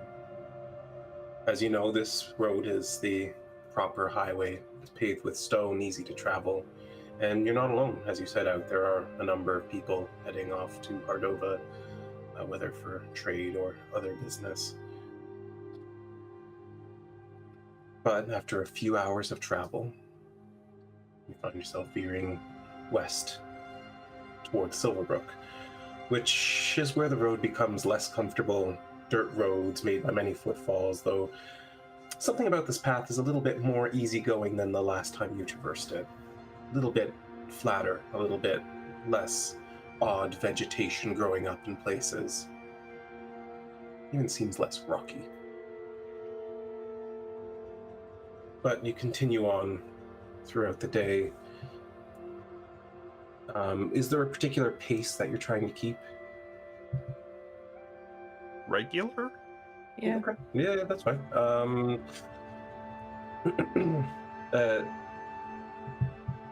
You guys head out, and about midday, you stop to kind of take a quick ration break and relieve yourselves and that sort of thing. And then as you head back out on the road, not too long into your journey, you find yourselves approaching a large group coming your way down the road. Easily 20 people, maybe 30. Do they look familiar? I mean, they're a distance off. Do they look familiar? Does Rhowan perceive them as being familiar? 21 passive, my guy. At this distance, them being familiar is really, even if you got great eyes, like they're too far out. I like to give you guys kind of bell, like what's a bell? A bellwether. Sure. There's a term I'm looking for that my brain threw in the trash the second I reached for it, but I just kind of try to give you markers in case anyone wants to interject with anything they want to do. Got it. But as you continue forward and they come a little bit clearer into view, Rhowan at least would pick up that it seems to be a mix of like adults and children, and like there are some like wagons in tow kind of thing, but it doesn't look like they don't look like a threat at the very least. And then as they come in a little bit closer, you do start to sort of make out some familiar faces. And by the time you're kind of within shouting distance, it's clear that at least many of these people you recognize as the inhabitants of Silverbrook. That's what I figured. That's what I thought.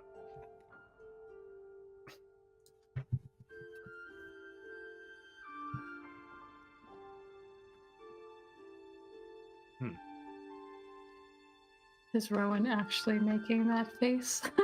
Yeah. Yeah. Everything all right? Like half a Silverbrook rocking down the road. Oh. Do you think maybe they've been attacked again? It's my worry. Well, be sure to catch up with Craig's then, if he's there. Yeah. You see Geraldine in the group? Notably, Geraldine is absent.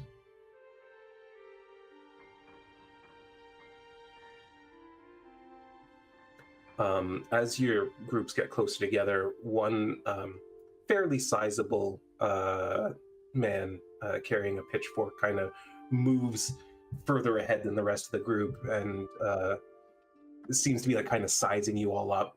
And as you get in a little bit closer, he kind of goes, I think it's the guys who helped us last time. Hello?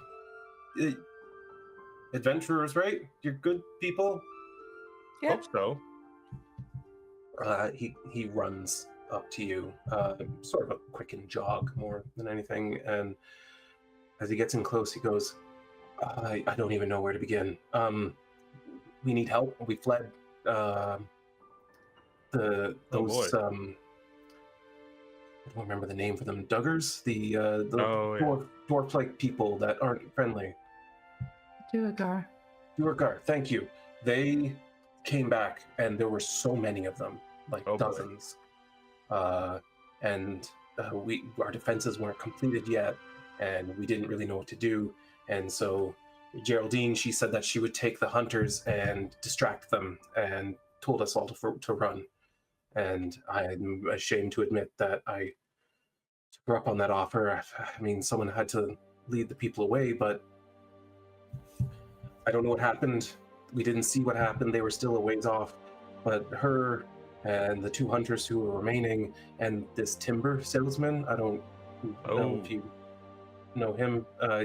They all went out to intercept the dwarves, and we just got out of there as fast as we could. If there were dozens, that's probably the right call. We're heading that way anyway, so we should probably make some tracks. What do you say, gang? Yeah, let's go quick. Please. Well, have you heard of anything snatching farmers around here? Actually, yeah, but it really was just like a tale of a traveler. He said one of the farming villages north of ours.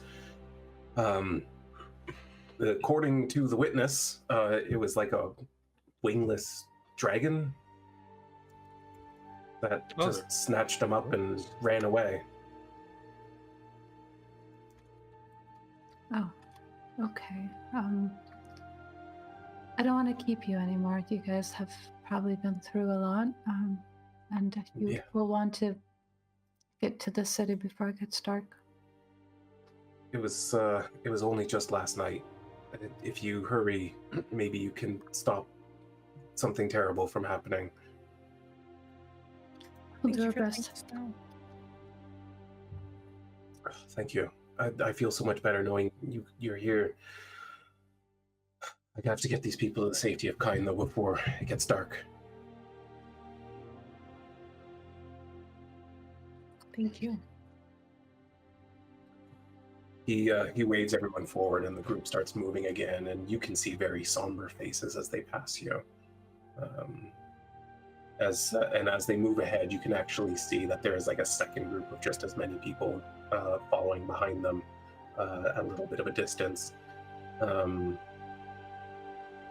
Similar situation, somber faces. They kind of just like they thank you in passing and keep moving. So I guess the question now is, are you foregoing safety and going at a quickened pace now? You want to hustle? I'd say so. Yeah. All right. Then in that case, I think that you can make it to Silverbrook before the end of the day. It'll be getting dark by the time you get there, but at a quickened pace, yeah, you guys are traveling almost twice as fast. You're kind of running down this road. You eventually find yourself coming out of the tree line and into the clearing where Silverbrook is. You can hear the rushing of the river, and you can see that the town is dark.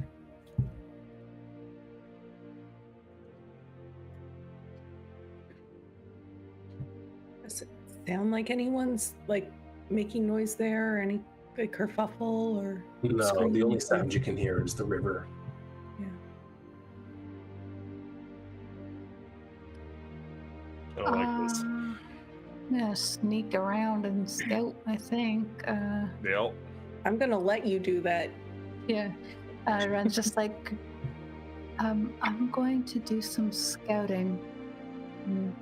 She's gonna, the mental link for 4 hours. Nice. Yeah, you connect them telepathically, and go ahead and give me a stealth check.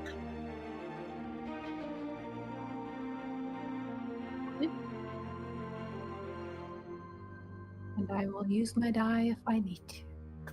You definitely don't. You begin sneaking around inside this dark village that you recognize so well. At first, it seems like it's been left completely as you would expect. But as you start kind of peering into windows and entering buildings to make sure the area is actually safe, you're finding that areas of it seem very ransacked, though most of the belongings of the people seem to be with them. You find the odd chair or table turned over, that sort of thing, but largely the village seems intact. There doesn't seem to have been any desire to burn it to the ground or anything like that. But as you kind of make your way around, looking at their defenses and what's going on here, what you do notice is the amount of foot traffic that you saw, like kind of heading into the town from where you came. There is a sizable, if not much larger, set of tracks heading out to the northwest. I think Ren is going through she's just like, empty, and she's just like relaying anything that she sees. And then when she notices the tracks, I think she'll come back out into the open after. I assume at this point she already has looked through pretty much. Yeah. Okay. She comes back out into the open then and stands near the tracks that she's noticed and kind of waves them over, and it's just like, it looks like they're gone northwest, which is kind of where we need to head anyway. Let's not wait here then. Hopefully Geraldine is all right. Is Griggs' tent still around? That's where. Very good question. No, it is notably not there, and he was not in the group that was heading east.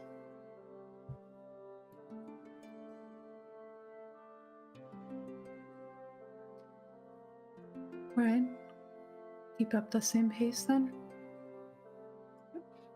It is worth noting it's dark, and you continue on all the same. I have How long do my Ren's glasses. Last for like as long as you have them on, or I think so, right? Yep, as long as she's wearing them. Yeah. perfect. All right. Will you guys continue out northwest? You're keeping up the quickened pace, you said? Yeah. I say Okay. so. Then you guys run through the night, trying to catch up. Rhowan, make me a survival. Actually, anyone can, but I'm sure Rhowan will want to make a survival check.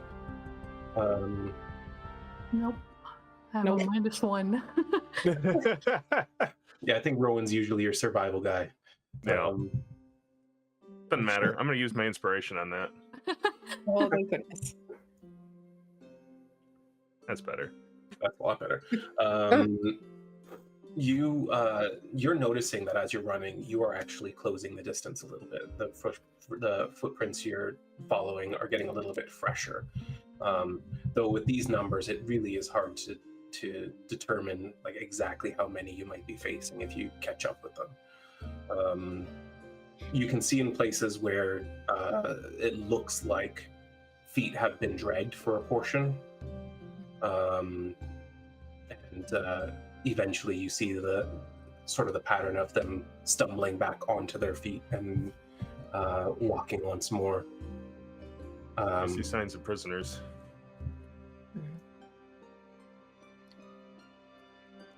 You see signs of prisoners? Look here, see how some feet were dragged, and then the footprints seem to resume at a somewhat irregular cadence for a time. Oh, that's not a good sign. Great. We know that they take slaves. We freed some before.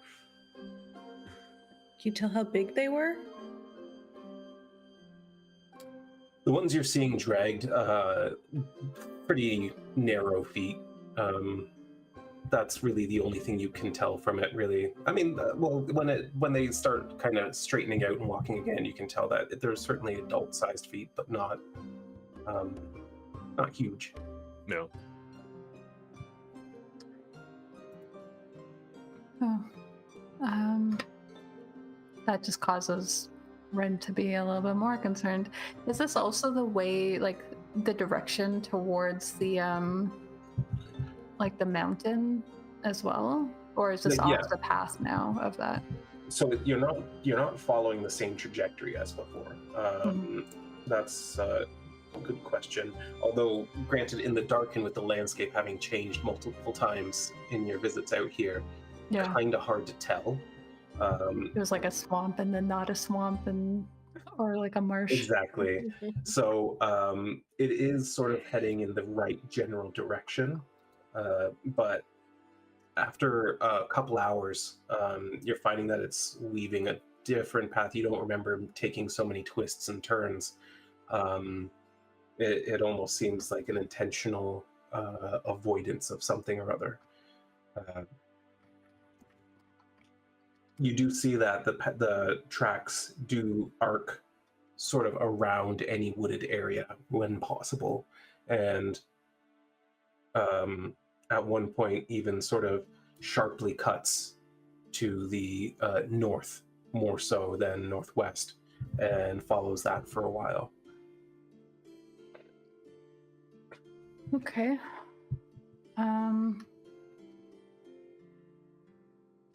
Well, it seems like we're going to need to be prepared for a fight. Yo, Jeez. Lord Gozumba, thanks for the raid, my friend. Welcome in, welcome in. everybody. 108 sexy kobolds. It's a lot of That's kobolds. a lot of kobolds. I don't know how I'm going to control myself, but I'll try.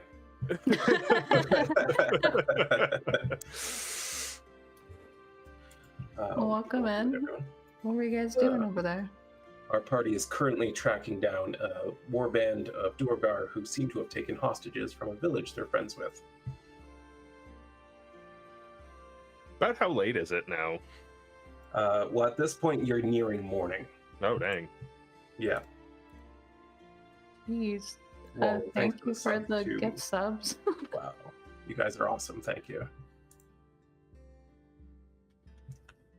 Yeah, so as you're continuing on following this very obvious track left behind by dozens of Duergar, the sun begins to rise on the eastern horizon, and you can see there's little out of place in this grassland aside from these tracks. You see the natural wildlife, small birds and mammals, even a variety of reptiles and amphibious creatures along the small streams and riverbanks that you're passing by.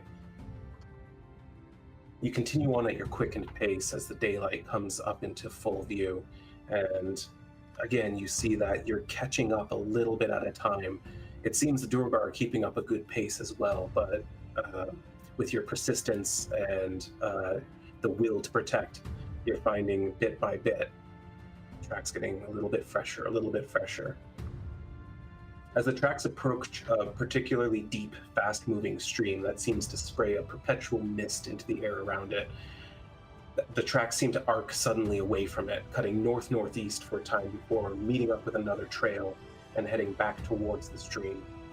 As you find, you find as you approach, the stream here seems to be traversable as it broadens over a more shallow region.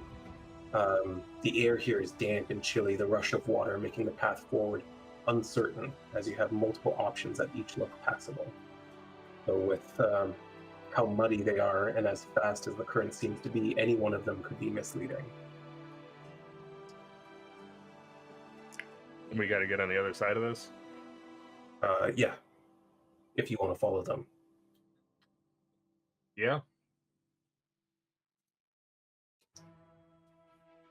Take a look at one of them and see if it seems as traversable, or see if it is as traversable as it appears to be. Yeah, why don't you give me whichever you prefer? So I assume it's perception. It's going to be perception. Survival, It's in the perception. tower, please. In the tower.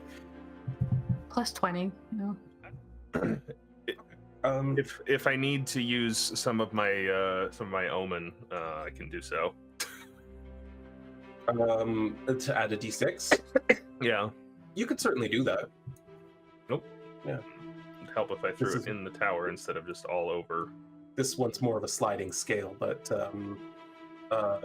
yeah, absolutely. So you notice that it looks like the Duergar have used each possible path, though they have differing levels of muddiness. You can see that the one furthest south, there's definitely feet sinking into the mud more than anywhere else, and that might make things tricky, especially if you end up falling southwards into the stream. To the north, it's not so bad, but it looks like a lot of solid footfalls right near the middle one that it seems doable.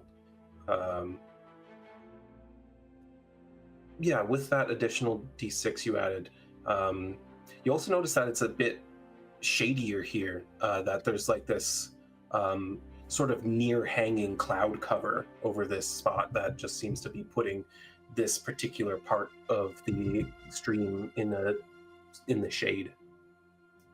In just there's clouds kind of way, or? Yeah. Okay. I'll take the one that looks the least sinky. Absolutely. All right, is everyone going with him? I'll go with him. I don't trust myself, but to And follow. do you want me to carry you? I mean, I can go across first. I can put you on my back. Hand someone one end of a rope and go across, and then. Scylla would be up for that, rope. Rope in hand. I appreciate that, Brielle, though if something happens to you, then it happens to both of us. We might as well spread out our chances. Oh, I guess you're right. So what's the deal? Rhowan first alone? Yeah? Okay. Yeah, he's gonna take the rope across. And... All right. Rhowan, as you get about halfway, maybe 3/4 of the way across, you're watching where you're stepping and looking forward and looking around, watching where you're stepping, and then as you look up, you almost miss it at first because it's so sudden and unusual. And you take a double take. There are 2 Duergar just standing at the opposite end of the bank, perfectly Oh. still, suddenly visible to you.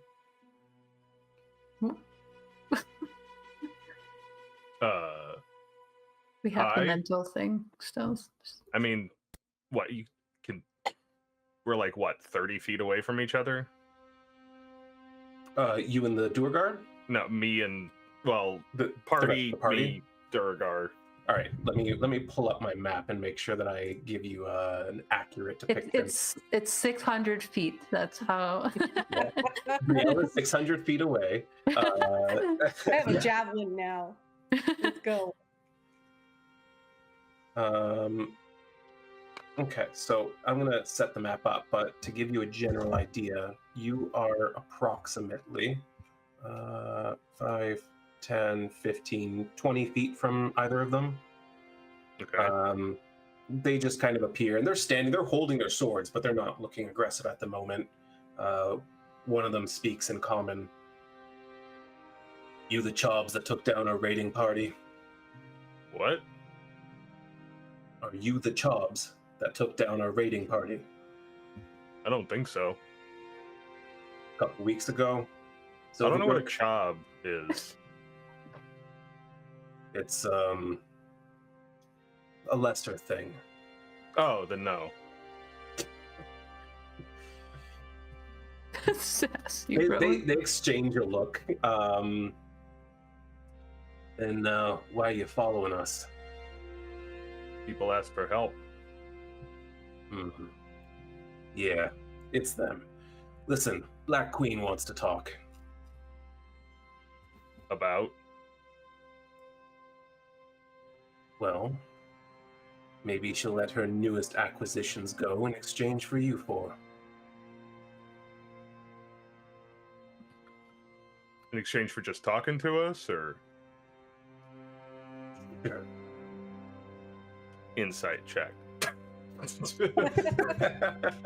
No, I choose not to believe him. Totally a fair decision. Yeah. Hope you understand. We're not too keen on becoming anybody's acquisition, but we'll talk to your queen.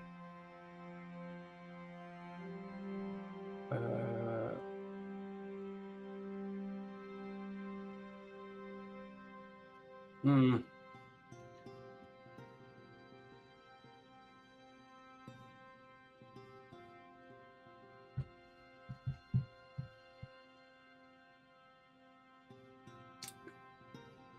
Well, you understand that if you don't comply, those flimsy little beings you're chasing after are going to die.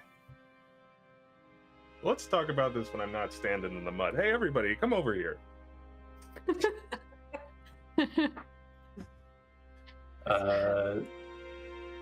Can we move forward without any Yeah, we'll see. problems?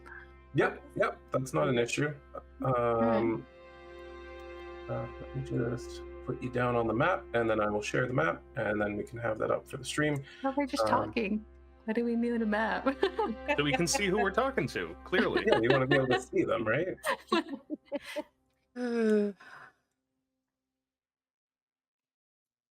Oh, it's called Warpath. Delightful. Yeah, because you're following the warpath of the Duergar. You see. That's all. That's all I mean by it. Uh-huh. As soon as the map opened, my computer's fan like kicked in. I don't know why. It wasn't that big. I mean, come on. Yeah, mine's spooling up a little bit too. It's just gray for me, but I can see Oh, everyone. there we go. Oh, That one Feel loaded death. fast. Mine's still going. yeah, mine's not liking it. Oh, there we go.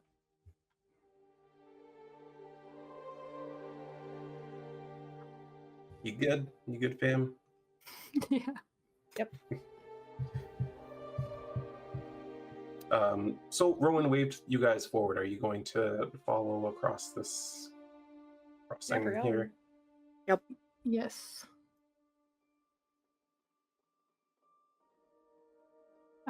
I assume Sylra at the back with her range. Sure. Entirely up to you. Brielle, go first or second if Wren wants to run up quicker. Rhowan, are you going to keep moving forward, or are you waiting for your party to join you for that to happen? I'm gonna wait. Okay. I'll go behind Brielle. I don't know where Sure. we're going. All right. Yeah. Well, I'll have you follow up to catch up with him there. There you go. That works. And then Sylra somewhere in the back here. Yep. And then it is worth noting out that the weird shade thing that I told you about is covering like that. Mm-hmm. You can see that circle, right? Mhm. The weird shade thing. That seemed completely innocuous. Just a cloud. Hmm. I mean, it looks like a cloud, but it is blocking out the sun in that 20-foot region there. It's fine. They don't like the bright. I Just- understand. This Sylra would rather be in it. Yeah, right. You do still have that veil if you want to use that, but yes, Oh, you right, can that's move up into the dark if you prefer. Hmm. All right. So once you've kind of formed up into this grouping, you're going to approach. Yeah. Is that correct? Or I think so. Yeah. I'm I think so. following Rowan's lead. Put her hand on Rowan's shoulder to let him know that we're kind of there and behind him, and then all right. Yeah, he begins to move up and across, and when he gets to about there, one of the Duergar just goes, "All right, now." And you hear and see the movement of the water around you as suddenly a bunch of humanoids who bunch of humanoids covered in scales, long tails. You know them as lizard folk. These ones, however, look a little different. They're a little bit spikier. Their They're scale goth. color. They hang out at the Hot scales Topic in the mall. are like a dark, smoky, like blue-green color. And notably, you know lizard folk to be carrying generally clubs and that sort of weapon. But they appear to be carrying Duergar steel axes in each of their hands.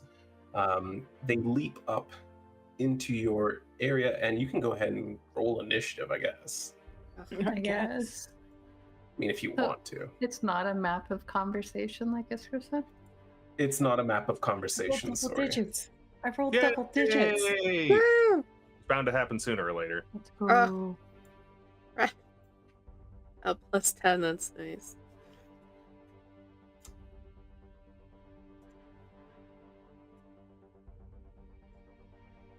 I guess we need less chill music then.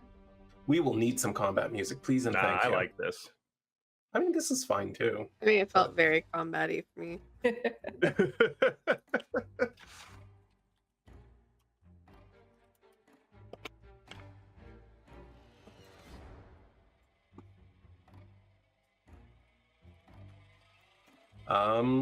Yeah, cool.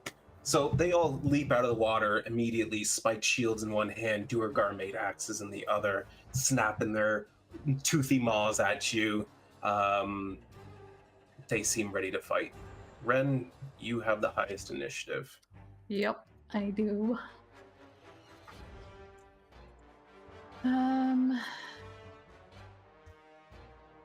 Is that? I can't tell if that's like a half square away from me. The one that's south of Brielle. Yeah.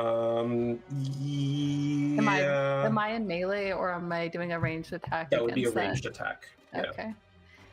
Then I'm going to do. Though note that there is one next to you that would give you disadvantage. Unless I bonus action disengage. Yes, you can do that. What's this water like here? Can I? It is Nice. fast moving but shallow here, so So I can step like right here beside Sylra with no issue. I'll give you there. You're kind of squeezing in with her, but you may be at risk of falling in if something happens to you. Alright. I appreciate that. I'm going to target lizard folk 2 then with my blade, my psychic blade. And use my inspiration for that. Yep, absolutely. And roll the same thing. Why does this program hate Wren so much? Oh my gosh. With a double 3, unfortunately, that's not going to Cool. hit. And And you already used your bonus action. Yeah. Okay. I am just gonna move up beside it anyway. Okay. I don't know how you're doing flanking rolls. This, but I'll give her a +2 on it. And that's end of turn for you. yes.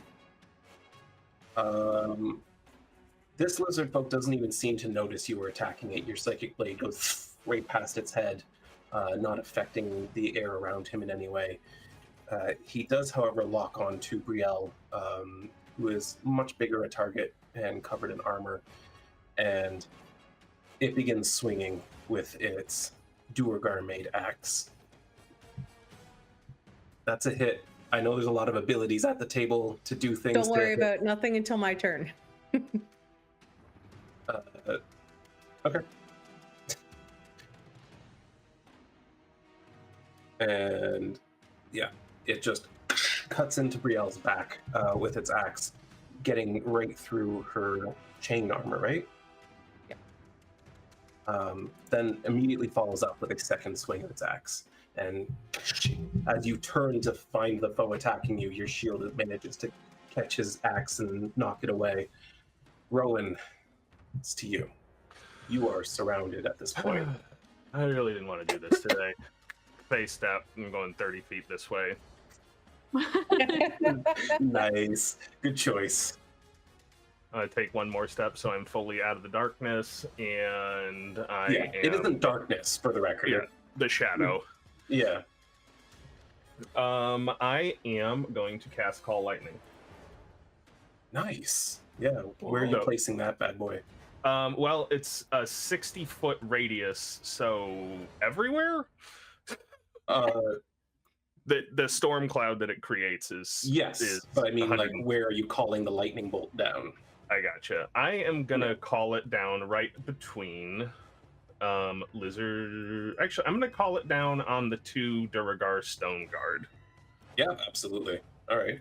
Give them a target and roll that saving throw. Yes, I'm going to start concentrating on that spell. There we go. And maybe they fail. One of them does.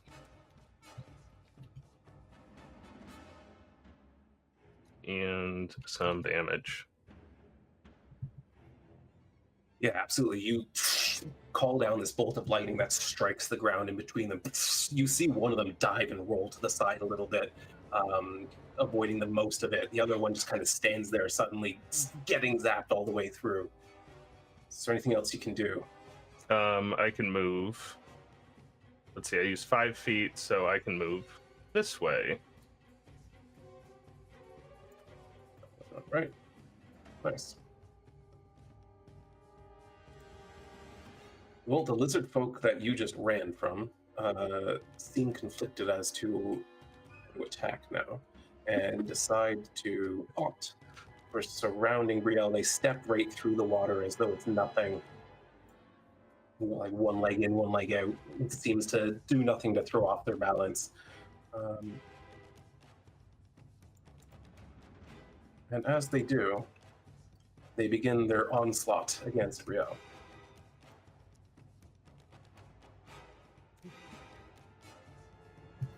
One of them stepping into the water and swinging at her twice, both of them bouncing off her shield. The other one coming in from the other side.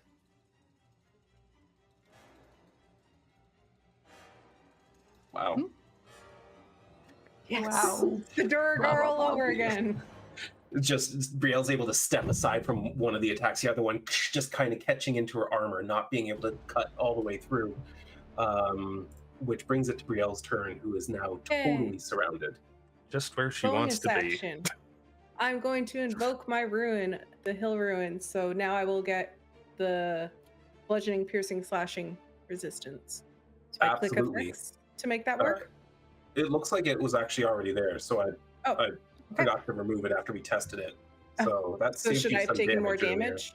Yeah. Yeah, that's fine. I'll pull that yeah. up real quick and do that. Okay.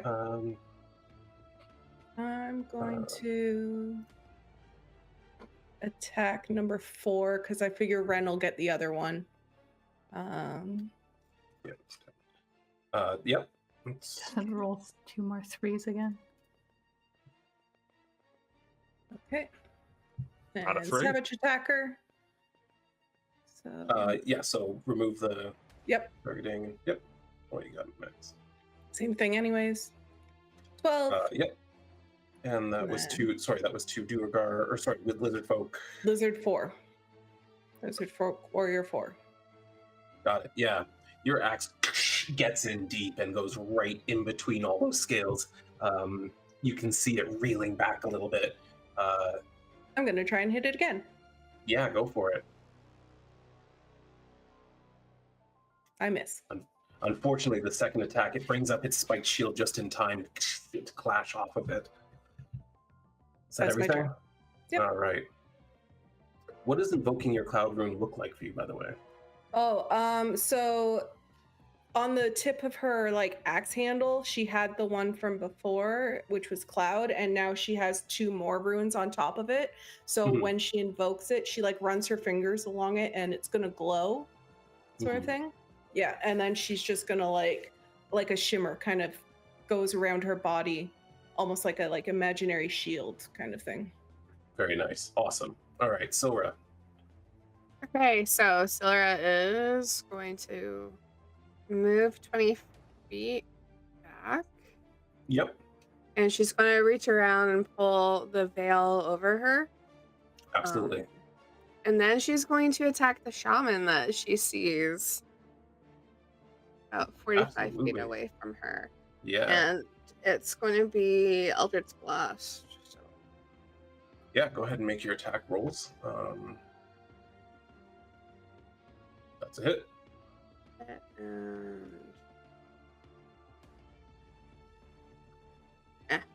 So the second one's a miss. Yeah. So the first beam collides with it, and you see it sort of surprised that anyone's even paying attention to it. Standing off to the side, goes and like looks at Sylra and kind of locks onto her. In that moment, it also the fog cloud goes away.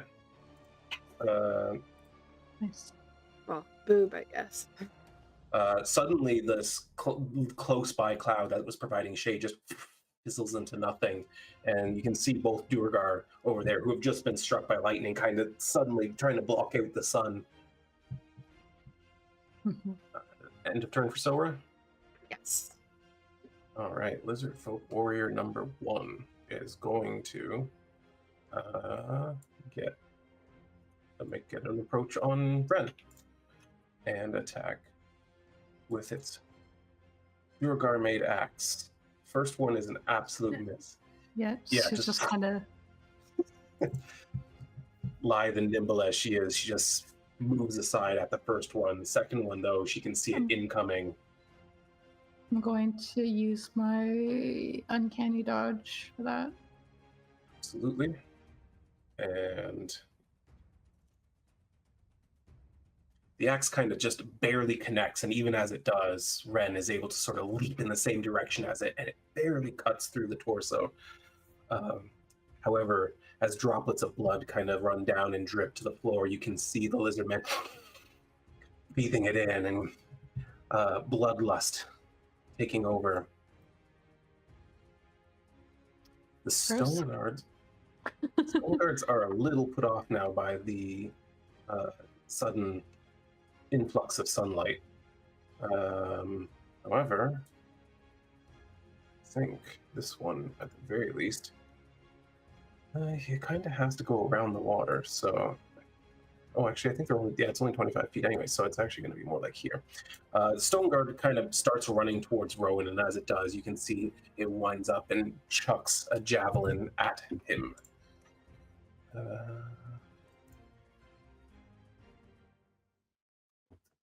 Don't they have disadvantage in bright light? Good point. They have disadvantage in bright light. That's more like it. Yeah. Great point. As he's running into it, he's trying to focus, and he's like squinting, and he chucks it, and it just off into the distance. And he's just like, this fucking sunlight. Get another cloud up. These glasses were actually being delivered to them. That would be the opposite. They don't have a multi-attack. They don't, surprisingly. Okay. Would it not provide just like a little bit of shade for their eyes still? No. Hmm. It is sort of a tinted stone, but no, it wouldn't stop that. Still Not too enough. much light for them.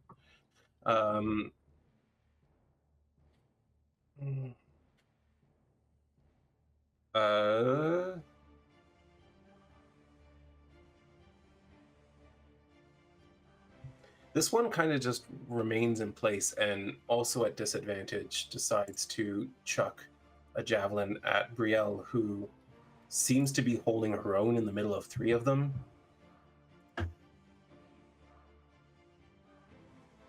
Wasn't wow. a nat 20, fortunately, because of the disadvantage. But it is a hit. I don't know if anyone wants to do anything about that, or if anyone can, if it's in this particular situation. Nope. Okay. He chucks a javelin across, getting it just over the shoulder of the lizard man, and it kind of cuts across Brielle's collarbone and then off into the water.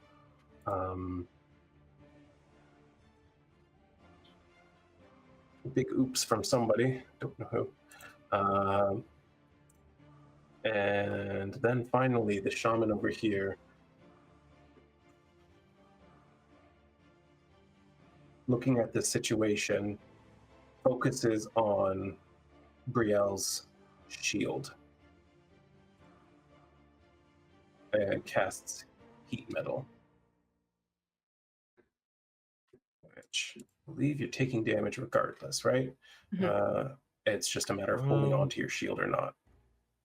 I think you can decide if it's something you can drop. I think you can decide to drop it. I think she would try to keep it. I have that spell.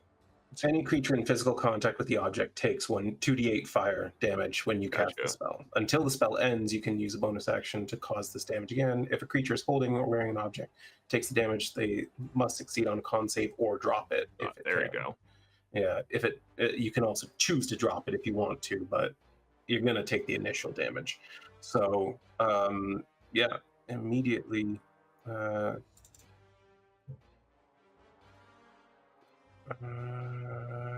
going to take 2d8 fire damage, Brielle. Cool.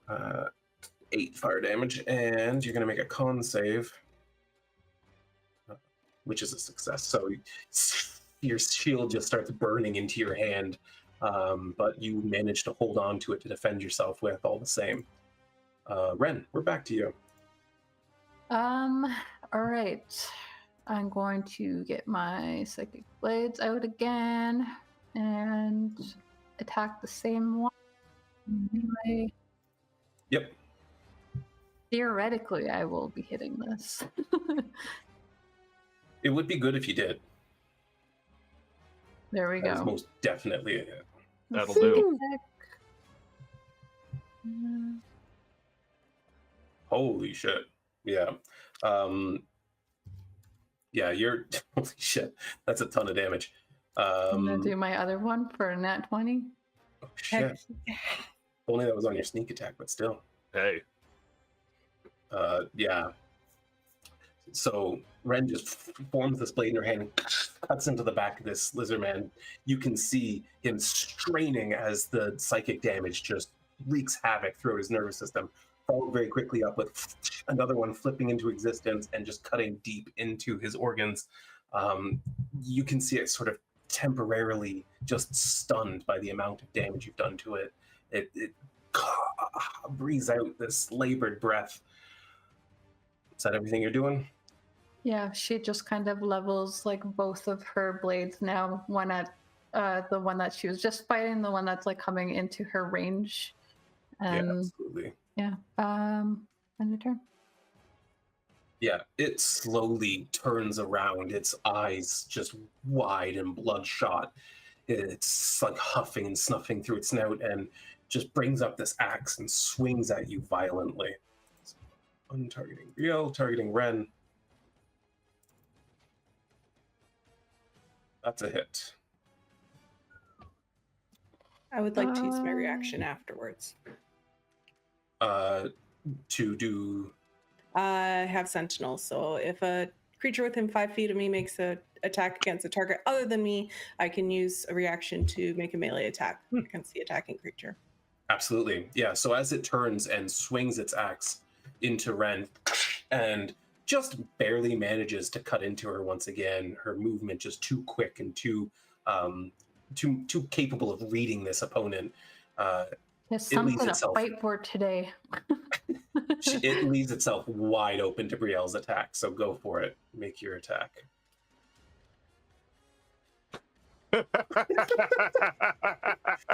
I suspect this is about to end this thing, but go ahead.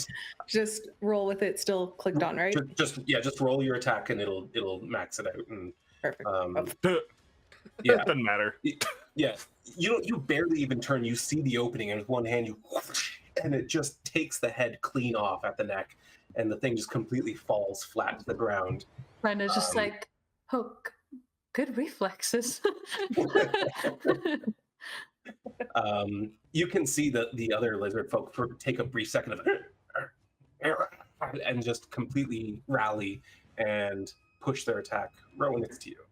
Is it possible to get those two lizard folk north of Brielle in a call lightning without also getting her? Yep, absolutely. I would like to do that. Go for it. They just reach up and pull another lightning bolt down from the sky. Yeah, you see this collide with the ground between them. Let's see those saving throws. Neither of them even remotely expecting this onslaught from the sky. And they are standing in water, and you shouldn't go swimming when there's lightning about. Ah, damn. Nice. Yeah. One of them outright is just fried. You can see smoke coming out from the mouth and the eyes as it just completely shudders and falls limp. The other one kind of shields itself a little bit, but still just you can see scorched scales all the way down one side of it. It turns and looks at the Duergar and then the shaman, and you can see a little bit of worry in those reptilian eyes. Well, we're going to keep the worry train going because I'm going to bonus action starry form of the archer. Okay. And shoot a bolt of starlight out of my staff at the stone guard in front of me. Go for it. It's going to miss. Yeah, unfortunately, this blast of starlight does just break across its chest armor. And as they continue to run towards you. That's okay. I'm going to kite them a little bit. One more. One more. Yep, yeah, you can do that. He's just helping you show off your map. That's fine. Yeah. Yeah, now we get to see the whole We're thing, going to guys. explore the space. See, this is why I do the big map, so you guys can do stuff like this, and it's not like, well, you're off the edge of the map now. Bye. Sure, that's fine. Not because that's you get fine. carried away. All I have to do is click a button to make it big, and then I just add stuff to it. Convenient. Lizard Hi, Folk Warrior. Dungeon Alchemist. That's why Dungeon Alchemist is so great, Vix. Make it part of your morning breakfast. You say that, but the funny thing is I usually do the map with my morning coffee.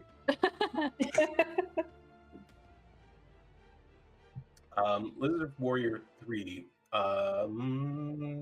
is looking a little worried, and you just beheaded its friend.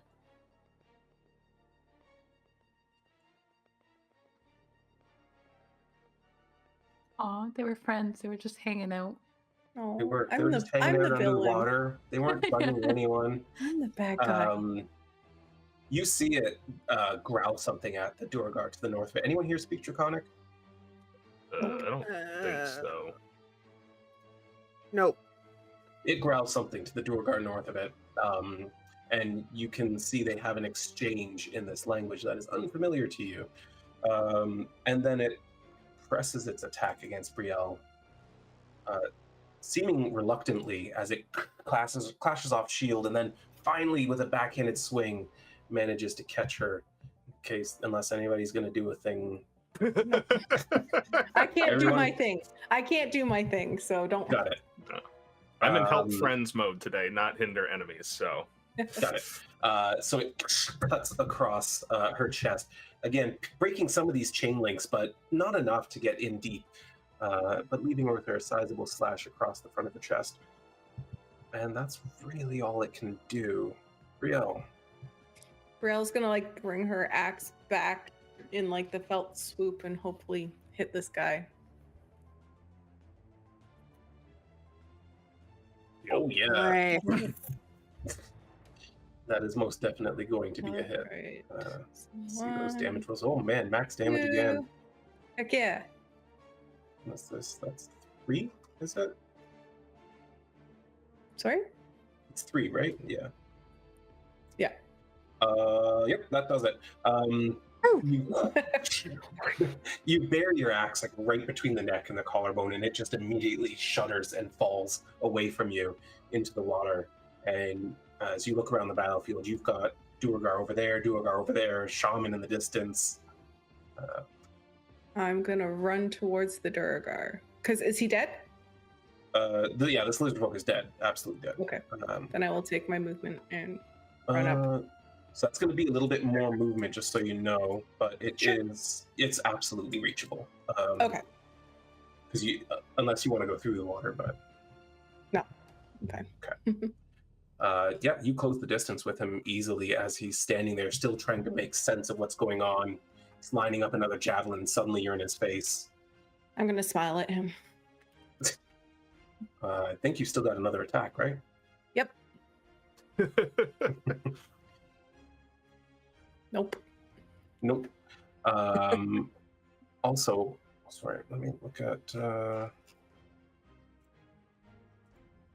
my mistake. Hard keeping track of so many things. You do have. It's a bonus action inspiration. on the shaman's turn, so got Okay. it. What's that, Vix? She does have inspiration. Does she? Oh, do I? Yeah, I think Adam redeemed it for you at the start of the stream. Mhm. Can I use that then? Yeah, absolutely. Roll again. Yeah. That'll hit. Better.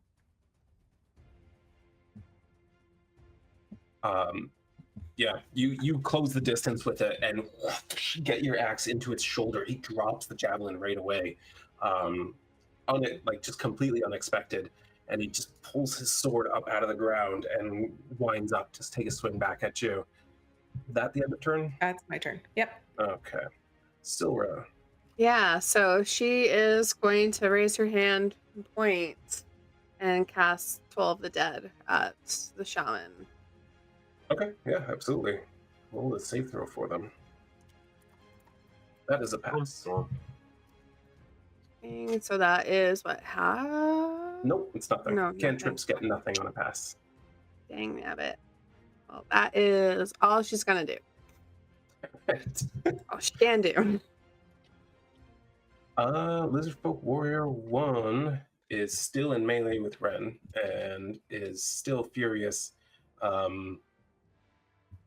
Doesn't notice it's the only one standing in the fight anymore. And oops, something just moved on me. It swings. Wren just moves aside. It swings again and is able to catch her unless there's anything I'm missing. Nope. I am going to uncanny dodge that though. Absolutely apply that. I did. Good choice, because it catches you deep, and as it's cutting into your abdomen, again, Ren just able to move back, move with the blade, and she just barely manages to avoid a cut into one of her organs. I think her fight style today is a lot of like anticipating everything.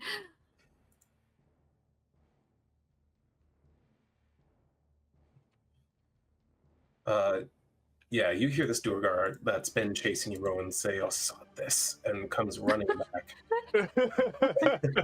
He didn't make him waste a turn though. Yeah, I did. Oh, Yeah. cool. They're next to each other now.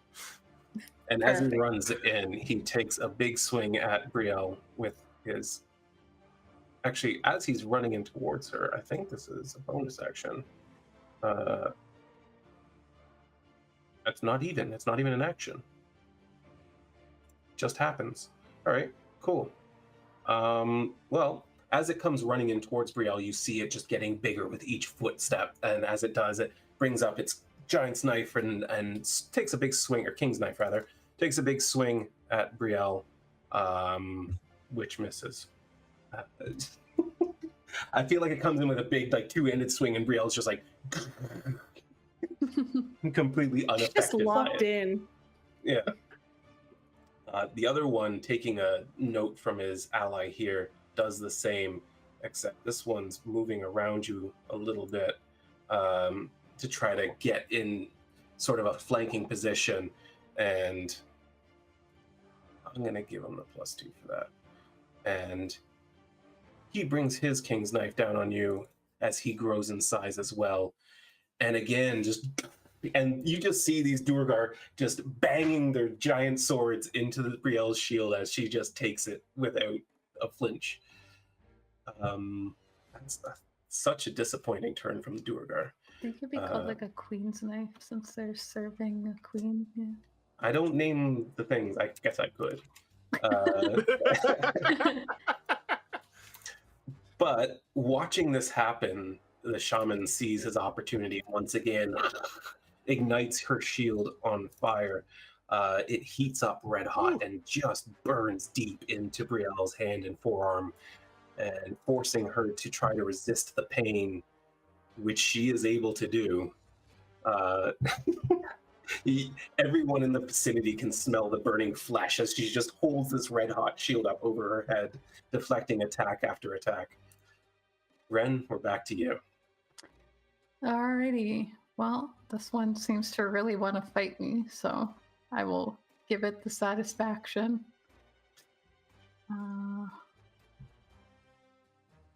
Using my psychic blade. Don't get sneak attack this time, but that's fine. You do not. But your psychic blade comes out and gets up into his scales, and you can see it reeling back from the damage, sting through its nervous system once again. Another one up under the belly. It kind of steps back and shakes the cobwebs out of its brain as it looks around and suddenly takes a double take and realizes it's the only one standing on the line. Anything else you can do? If it looks rattled by that, I was going to move, but I think Ren's going to stay there, and that'll be the end of her turn. Okay. Rhowan, we're back to you. I want to see if I can do something about this heat metal here.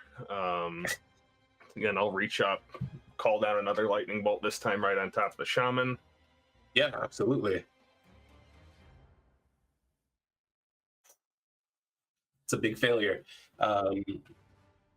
Another streak of lightning collides with it, and immediately you see it ride like the other one as it falls, shuddering to the ground, smoky, charred remains. Brielle, your shield cools down. I like Like the spell I a like when lot. that happens. Cold lightning is a great spell. I loved using it as a storm sorcerer who could then quicken lightning bolt. Yeah, the double lightning combo. You know, nothing quite. Instead, like I'm it. going to run forwards though, and shoot another starry bolt Absolutely. at that guy. Maybe I'll hit him this time. Yup. Yeah, as he's focused on banging down on Brielle's shield, you can see this bolt collide with the back of his head, and he just kind of steps forward and looks You're back. big now. You're easier to hit. Thank you. You little fucker. That's end of turn. That's end of turn. Brielle, it's to you. You got these two big boys in front of you. She's going to hit the one that Rhowan just hit at with that lightning bolt, or at least try. You hit that with a starry bolt, but Either way, Either way I hit. soften them up It's a- for you. it's a bolt of light, you know. I'm too preoccupied with not dropping my shield. Totally justified. That was the same number. And this is Stoneguard 1. That one, So- yeah. Yeah, you cut in deep to it, and you can see he starts to bleed out of his abdomen. He's like, what the fuck?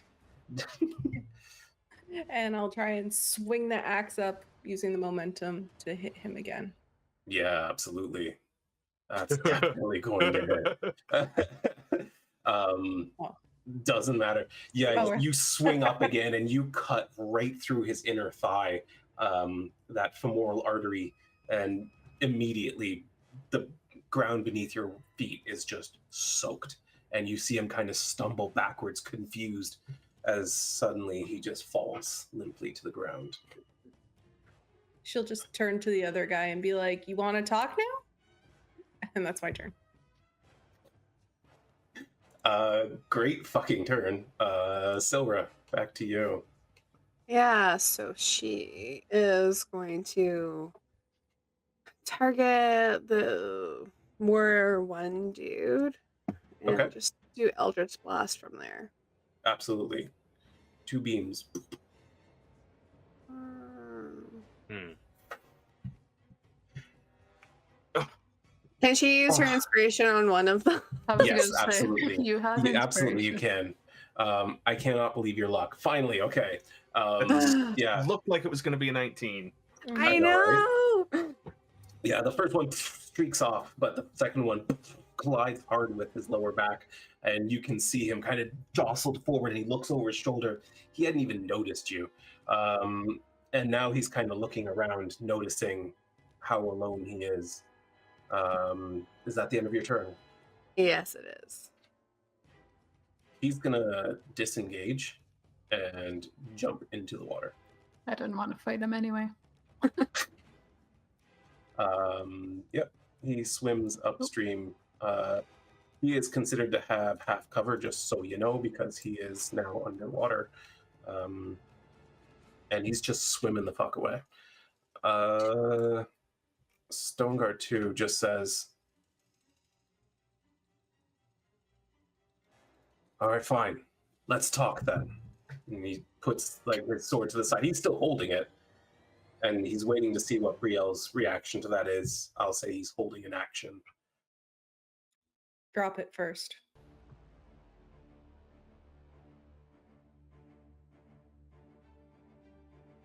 You're just gonna kill me if I do that. Maybe I will, maybe I won't. That's up to you. You hit me, I'm going to still do the same.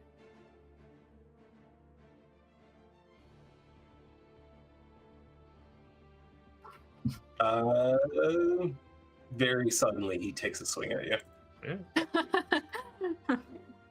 Yeah, that worked out for him. He is incapable of making it connect, though. Right off your shield again, and then he just starts running. You got an opportunity attack to make. Heck yeah, I do.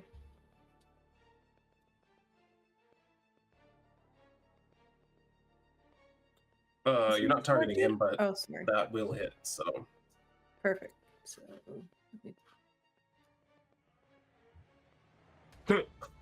God damn. Yeah, he turns to run, and you just cut through the whole back of his armor. You see him kind of like grabbing at it, but he continues to run as much as he can. no, because I have Sentinel, so his turn You have becomes Sentinel. speed is 0. Holy He does shit. not run away. He You cut him, and he doesn't. just like falls to his knees and like slowly gets back up. He's just like, all right, fuck it. You got me. And he shrinks down to his normal size. Brielle like step on his sword just to make sure. I mean, he stuck it straight up. Oh, in the did ground. he? Oh, okay. You could probably push it over with your foot. That's fine. But yeah, we can consider this combat over. Brenda's gonna move in, I think, and like if Brielle's taking care of the sword, Wren is going to be holding a blade to this guy's throat so that he continues to not move anywhere. I want to. Can I see where that lizard folk is? Make a perception check.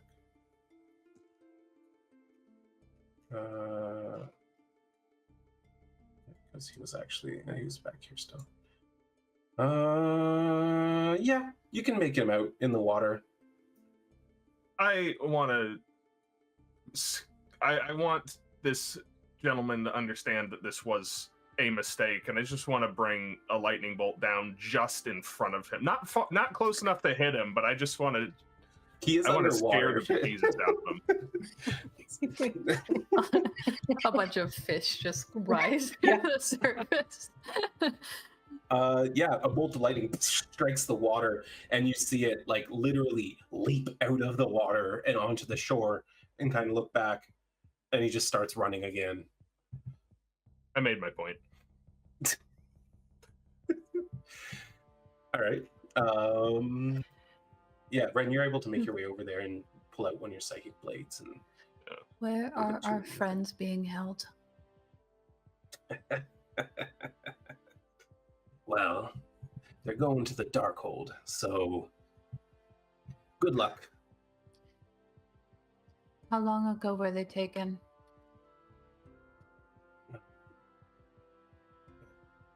Day and a half ago. And the Darkhold, was that where you guys were holed up in Denmar Pass? No, that's the mining colony. Darkhold's a little deeper. Same direction?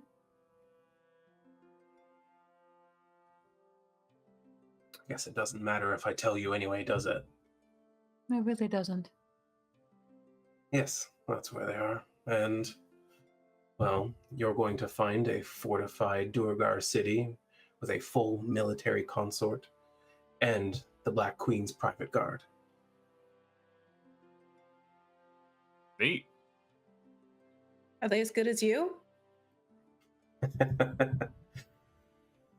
I'm nothing. I'm like a forward ops fighter. I'm a little bit better than the cannon fodder. You're good. You're very good. All four of you. I'm very surprised. You're walking into a war. Open war with the Black Queen. She started it. No, you did when you freed our slaves. No, I don't think so. Well, now she has some replacements. But don't worry, they won't be slaving in the mines. Oh? What will they be doing? Whatever Her Majesty wishes to torture you with. And you helped capture them? I was there.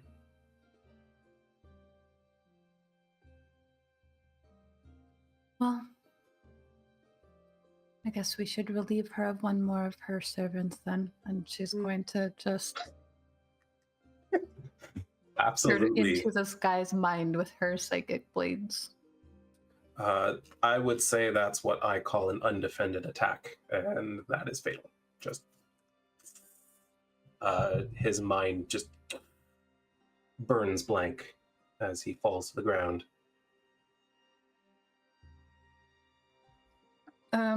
Almost like she didn't like having to do that. She just immediately, her blades like just get dismissed from her hands, and she turns to the others.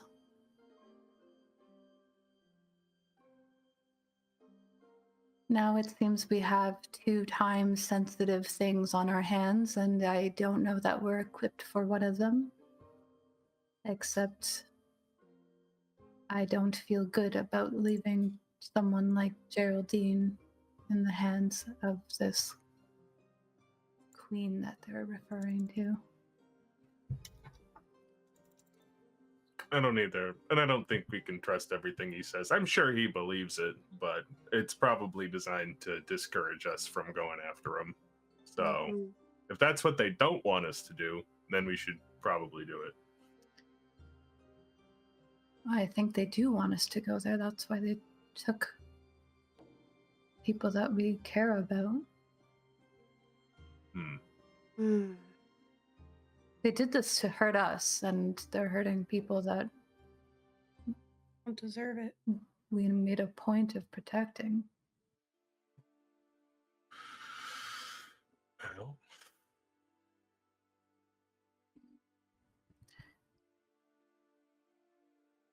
Well, we need to find minerals anyway, right? Those are underground. Maybe we'll get Yeah. lucky.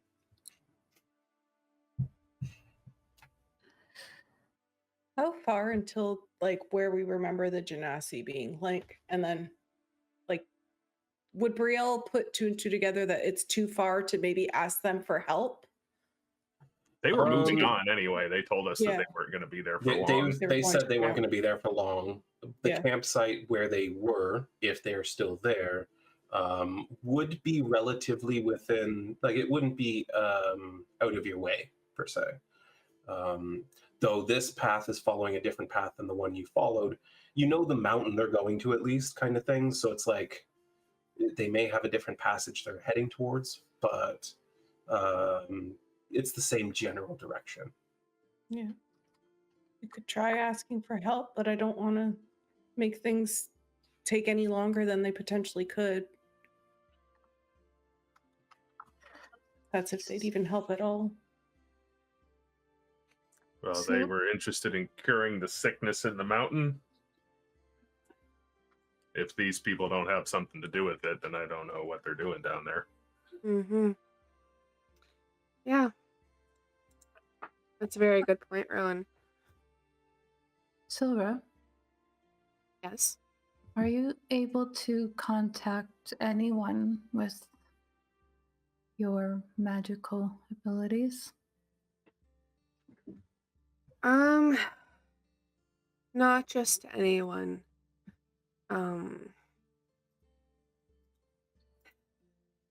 For my Book of Shadows, I need their name written in. But with my other skill, they have to be within 30 feet, so... Well, from what Tara told us, your man friends might have interests aligned with this. This is true. I could reach out to him. And he might be able to then reach out to Tara if they're willing to send anyone. Well, I was considering reaching out to Sandrock from the village. Mhm. That way we're not just chasing down a nomadic tribe whose ways we're not even remotely familiar with. Mhm. Yeah, and if we need as much backup as we can, it's better to have those on our side than to not call our friends. I said I was going to be careful out here, and now I'm walking into another dangerous quest. What have you people done to me? What have we done to you? Yes, You're closer to Drindle than we are. this has I think nothing it to was do with Trindle. It has everything to do with now I care about people, and that is making me very uncomfortable. But he You'll did get make used us to all it. work together, so... You'll get used to it, Ren. Well, she... I think so. I'm not even used to it myself. But I think caring it's about people? great. Well, on that note, I think we'll call it. It is 8 o'clock, so Yeah. that was a lot of fun, guys. Good job in that fight. Holy shit, you guys can rip. Like,